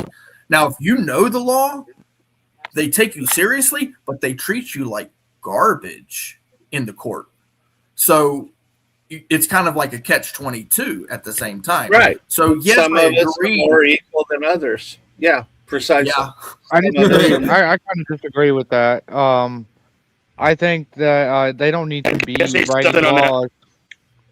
I don't think they need to be writing laws to make them more quote unquote Can you hear me? difficult to understand. What? Can you guys hear me good? Yeah, we can hear you. Apparently Okay. not Pero, but we can. Yeah, we heard Oh, Pero. fuck. Who cares about Okay. Pero? Anyway, they don't need the laws to be quote unquote harder to understand. They just have to make you stupider through the education system. It's That much is true. easier. And can I speak? It's a work smarter, not harder situation. What? Right. And so I want to make 2 points on that. The education, specifically, yeah, you're spot on. And when we look at these case laws, I want everybody to understand, case law is not law. No matter how much they try to convince you that case law is law, understand every last one of them handed down by opinion. Okay? That's very clear. They are merely handing down opinions. Second of all, that First Amendment right, freedom of speech, it should be instinctual that if they don't hear your opinion while they're handing down your opinion and pose themselves as the authority, that should trigger that instinct. Okay, now it's time to stand up for myself. That's what we have in the natural world. It's not a right. It should be an instinct. Yeah, I agree. It's inherent. That's why they're actually called inherent rights. They're not even really, like, when you really get down to the brass tacks of it, like, yeah, we call them either natural or God-given rights, but then what that means is they're inherent. There's something that's a part of you. Well, to kind of take the ortho bro position somewhat, what makes them an inherent part of you? The creation itself. Well, even like, so this is the part the creation makes them a part of you. Yeah, Clay, yeah, essentially. Better be Right, careful. So yeah, absolutely, right. So this is the part that gets me with the ortho bros, right? So I could sit here and have this conversation with an ortho bro, and they would go down this route, and I would say, well, what makes your fingers fingers, right? Or what makes your toes toes, right? Well, because it's a part of me, right? That's my toes. That's my fingers. Well, what makes it not your toes anymore if I cut them off, right? Then they're no longer your toes, right? But did you have a quote unquote right, an inherent right toes. to have your toes? Not if I cut them off. Yeah. Right. Then they belong to me, They right? might be just like laying on the ground, but they're still my toes. Yeah, so now we're talking about inherent right to property or person, and that's exactly the way the Fourth Amendment and the Ninth Amendment and every amendment is understood. Okay, so then who makes the creation? Well, that would be definitely the question, of course. That would be now the creator, damn it. A creator. Come on, Clay. Or nature. Because here's the thing, not everybody believes in it. We have, so that would be the idea of the social contract, is that we would respect other people's beliefs. Just because you believe in a creator doesn't mean that somebody else does. So we would say nature. So nature, yeah, but if we have to go ahead. I'm sorry. I'm well, it would be nature. Not to cut you off. Nature or God. So then, of course, the person who doesn't believe in a creator, he's going to say, well, I don't believe in a creator. I believe it came from nature. So I say, okay, I respect that. That's your belief. And so now we can come to the table and decide what those inherent responsibilities, rights, duties, all of that is. Otherwise, if we don't sit down to some sort of agreement, then we'll never have agreement, period, on anything. Like, we have to at least agree on that one thing. Like, we can agree to disagree where we came from, and that way we can sit down at the table. Okay, so let me try this.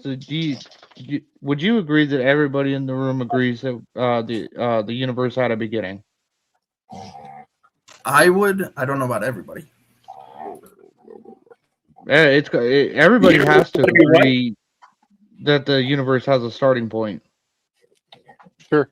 T equals 0. Even the people who argue there isn't one still agree there is one.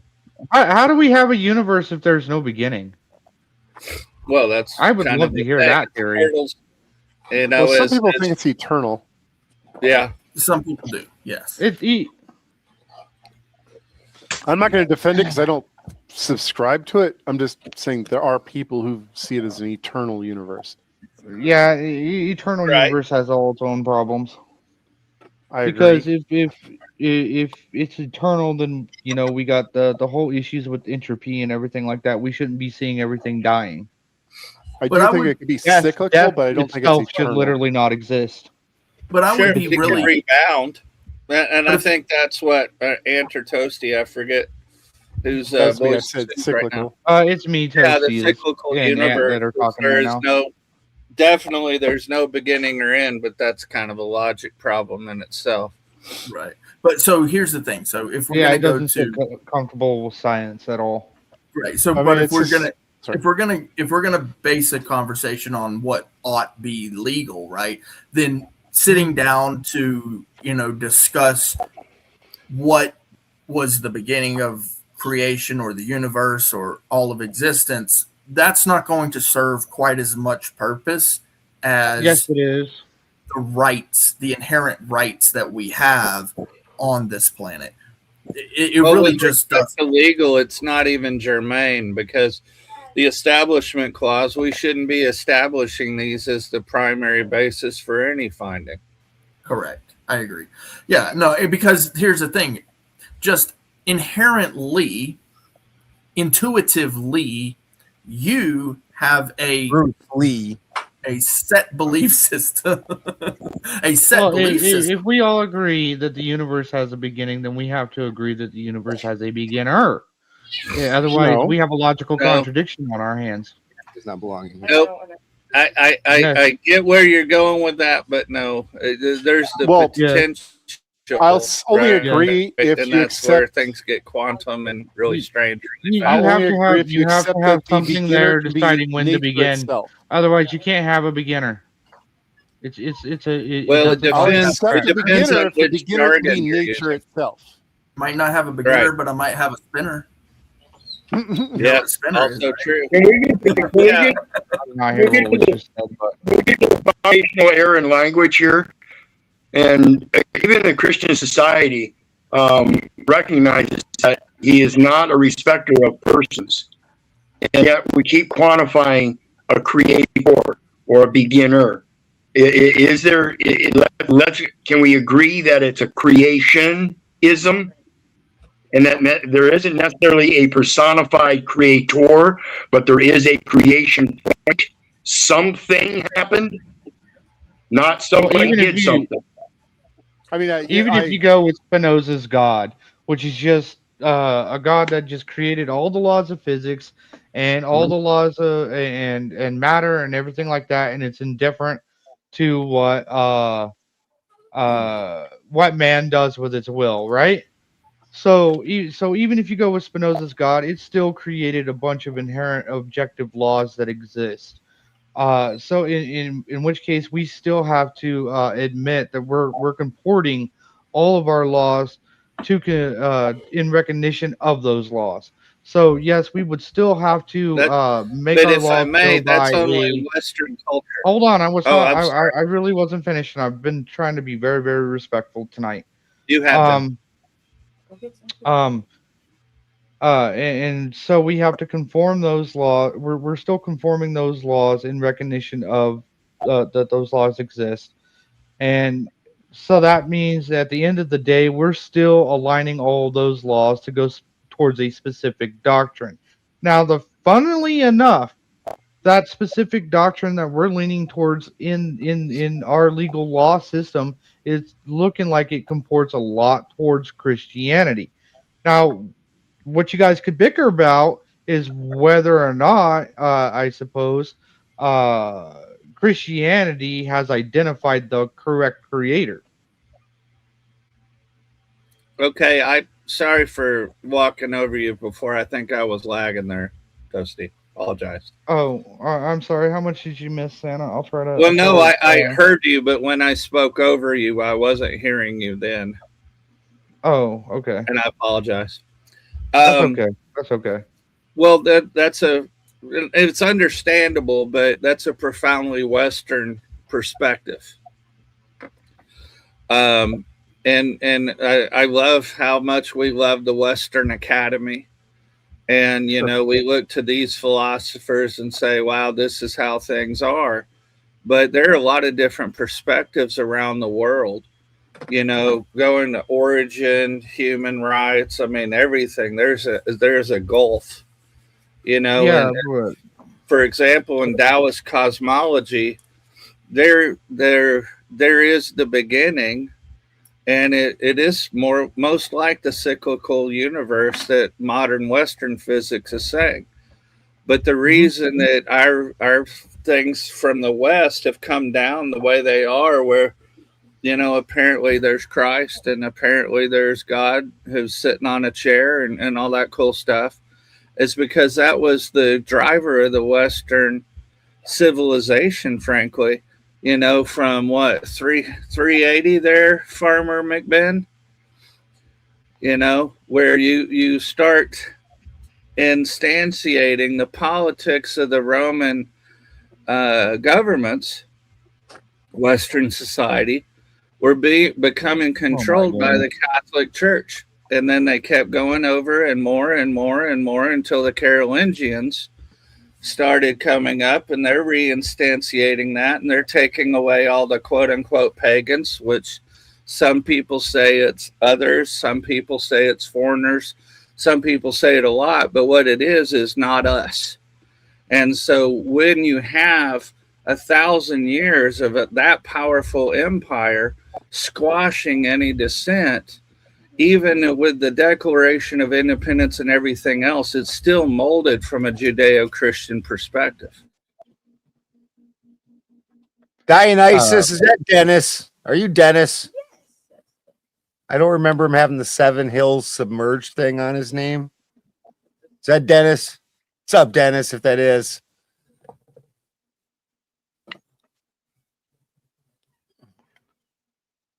All right, so yeah, but again, going back to the creation stuff and the natural, all of that, right? Dennis. Nice. Yeah, that part right there, in my opinion, as far as us being here on the earth and how we can work to continue a strong and healthy life is only important in our homes.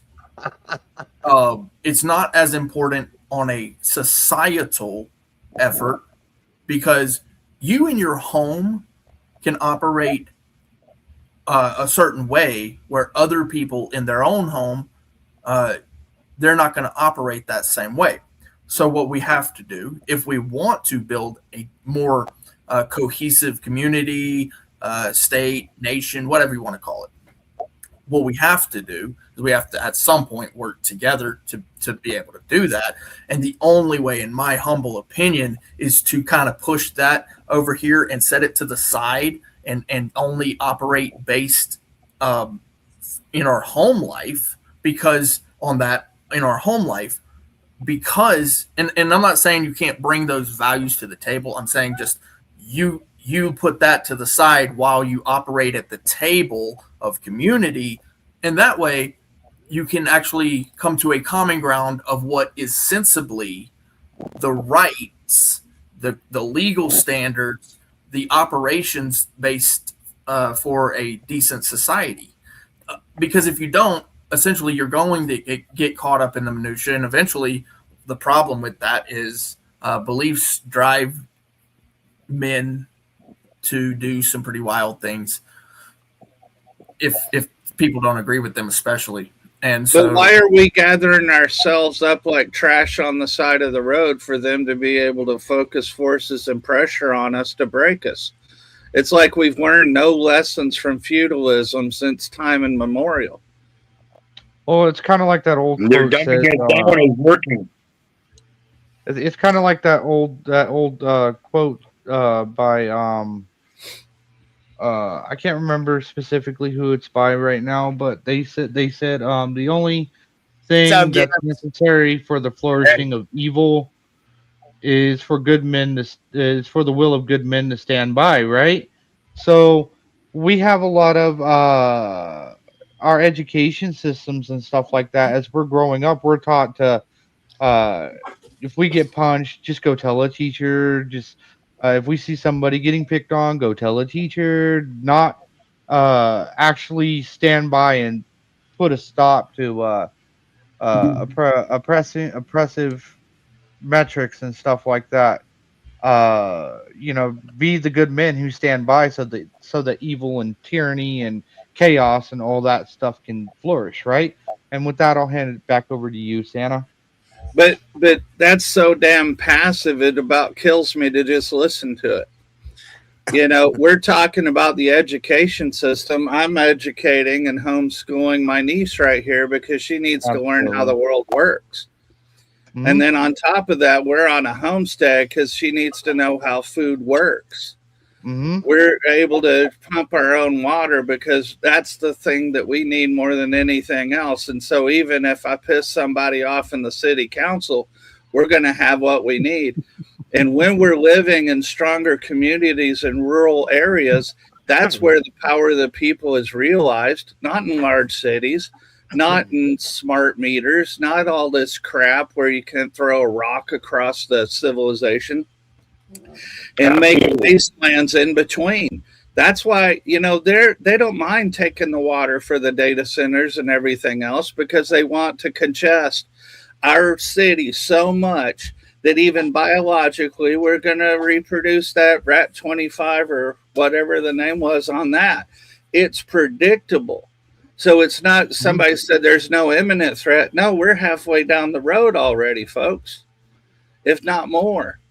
We've allowed so much EMF in our quote unquote airspace right now, and we don't know what has impact on our endocrine systems. So people say, hey, just because I have $5 gas, they're losing their mind. It's been that way in England and different countries forever. We've been subsidized to be lazy. We've been subsidized and just, saying our preeminence, around the world and using the petrodollar like a bad credit card. And these things are going to come home to roost. And I think somebody mentioned, the elites are only going to feel it a little bit. They ain't going to feel shit. Just like in feudalism. They can win and lose the war and they still go to court, as in the princess court or the king court. Thank you. Else news. Can I just maybe push back against one part of that? This is actually something that benefits me. So guys, don't let it be said I never argue against myself. But I would actually say that your value is less out in the rural regions and not for the city regions, right? Okay, and I'll explain why. So how often do you hear about people that live in a region, like in a small town, where there's an old family that runs the town? Like in my case, my family moved to an area right now, and now check your mic input. Oh, yeah, check your mic input. Is that better? Yes. Yeah, there it is. Sorry. Yeah, sorry. So in my family, for example, they moved to. We've been in a region for a long time. Well, now there's my generation is moving to a new region, and so they control one area. Now they've become the town next to where I live right now. They become the HOA people. They're president of their HOA, president, treasurer, and then now one of them is on the city council out there, and another one's head of the school board or one of the main school board members, right? And so they're getting voted in now, and now we're having more and more families move out there, and over time now we're basically, because we all vote as a block, we're gonna have to take over. So no matter how many of y'all are together, since there's not enough of y'all to vote out our block, your vote's actually worth less out in the country in a lot of times. Because there's certain people that are going to control that because they have, they planned for it. And versus unless you've got a family that's planned for it, you're kind of SOL. Do you disagree with that happening? No, I like that point. No, you're right. The cities control way more than the rural areas. This is just kind of. I'm not talking about the cities. I'm talking about out in the country, like for example, Carn City, town of 1,500. I think it's 15,000 people now. But when we were there, my family moved, started there, it was 1,500 people now. And then like we had like 200 people that are like cousins that live there, and now I have like 3 people on the city council. One of them's the mayor. You're never gonna vote us, right? Right. Right. Yep. So like your vote matters none at all because like it's entrenched. We've like made the system out in the rural area, like basically all. Well, so you're like on generational. Yeah, it's like even your vote. Yeah, that's what I was saying. But, this was the I guess the Santa or Elf's point because you were the one who said it, that Elf when I came in that you're like your vote matters more out in the country. And I don't disagree. Generally, that's true, but I think there's pretty big exceptions. What do you think? Well, I think that the real issue is your voice has to be heard when you go into city council with a set on and you challenge them. Right. You know, it doesn't mean it's going to be easy, but if you go to be heard in the New York City Council, you better already be a lawyer. You better already be connected. I'm just talking about your efficacy. Absolutely what you're saying. I've lived in small towns. I've seen exactly that. But when you are within a swing of somebody who's making decisions, you have more influence. Well, even so, like, actually, that's a really good point. Now I see where you're going with this. So, yes, essentially, like, the thing is, you're right, but there's a but here, which is that depending on popularity, right? So if I'm like the star quarterback, but then I don't have a big family, right? Then I'm also going to have some type of pull within the city, right? And even though it's a small family, my family will too, right? So the idea that I'm going to advocate or whatever the word is here for the men here, right? So when you can bring a bunch of ladies to the table, that's when the men start coming to the table, right? So when you're talking about like how much power, how much authority can I have? Well, to be brutally honest with you, it's about how many ladies. To be quite honestly, if you're talking about specifically small towns, we're talking about producing a family-oriented environment, especially the young men are going to want to come to the table where the ladies are at. So in all seriousness, yes, money is a thing, 100%. However, there's also that aspect, the social aspect. I would argue that you have it right, but in reverse. Okay. A lot of women are attracted to power, and I am saying without a doubt that $5,000 in a rural environment means a lot more than $100,000 in the largest city. I don't disagree. Again, like I was saying, I don't disagree with the money aspect of it, but you can have all that money, dude. You can have all that money, but if you're like a short, fat, tiny little wiener asshole. Do you look at media at all? Short, fat, tiny little wiener asshole. Then she is going to take your money and then come see Big Papa. I've seen, who was that? Pamela Anderson married a fossil and all this other stuff. Not all women married for love there, Clay. You're right. Not all women marry for love. A lot of women actually end up with that man and for long enough to get his money. Yeah, but and hold on. she leaves. I think this is like a misnomer. Like I also see this is the two other things I see. I see like good-looking fella dudes, right, that are like zeros, right? So I guess they're at least good-looking, but they're homosexuals. They have no money. They have no home. They just mooch on it. I also see the ugliest men in the world. Like these guys, like they fell down the ugly tree and every branch all the way down. But they have like charisma. They have charisma.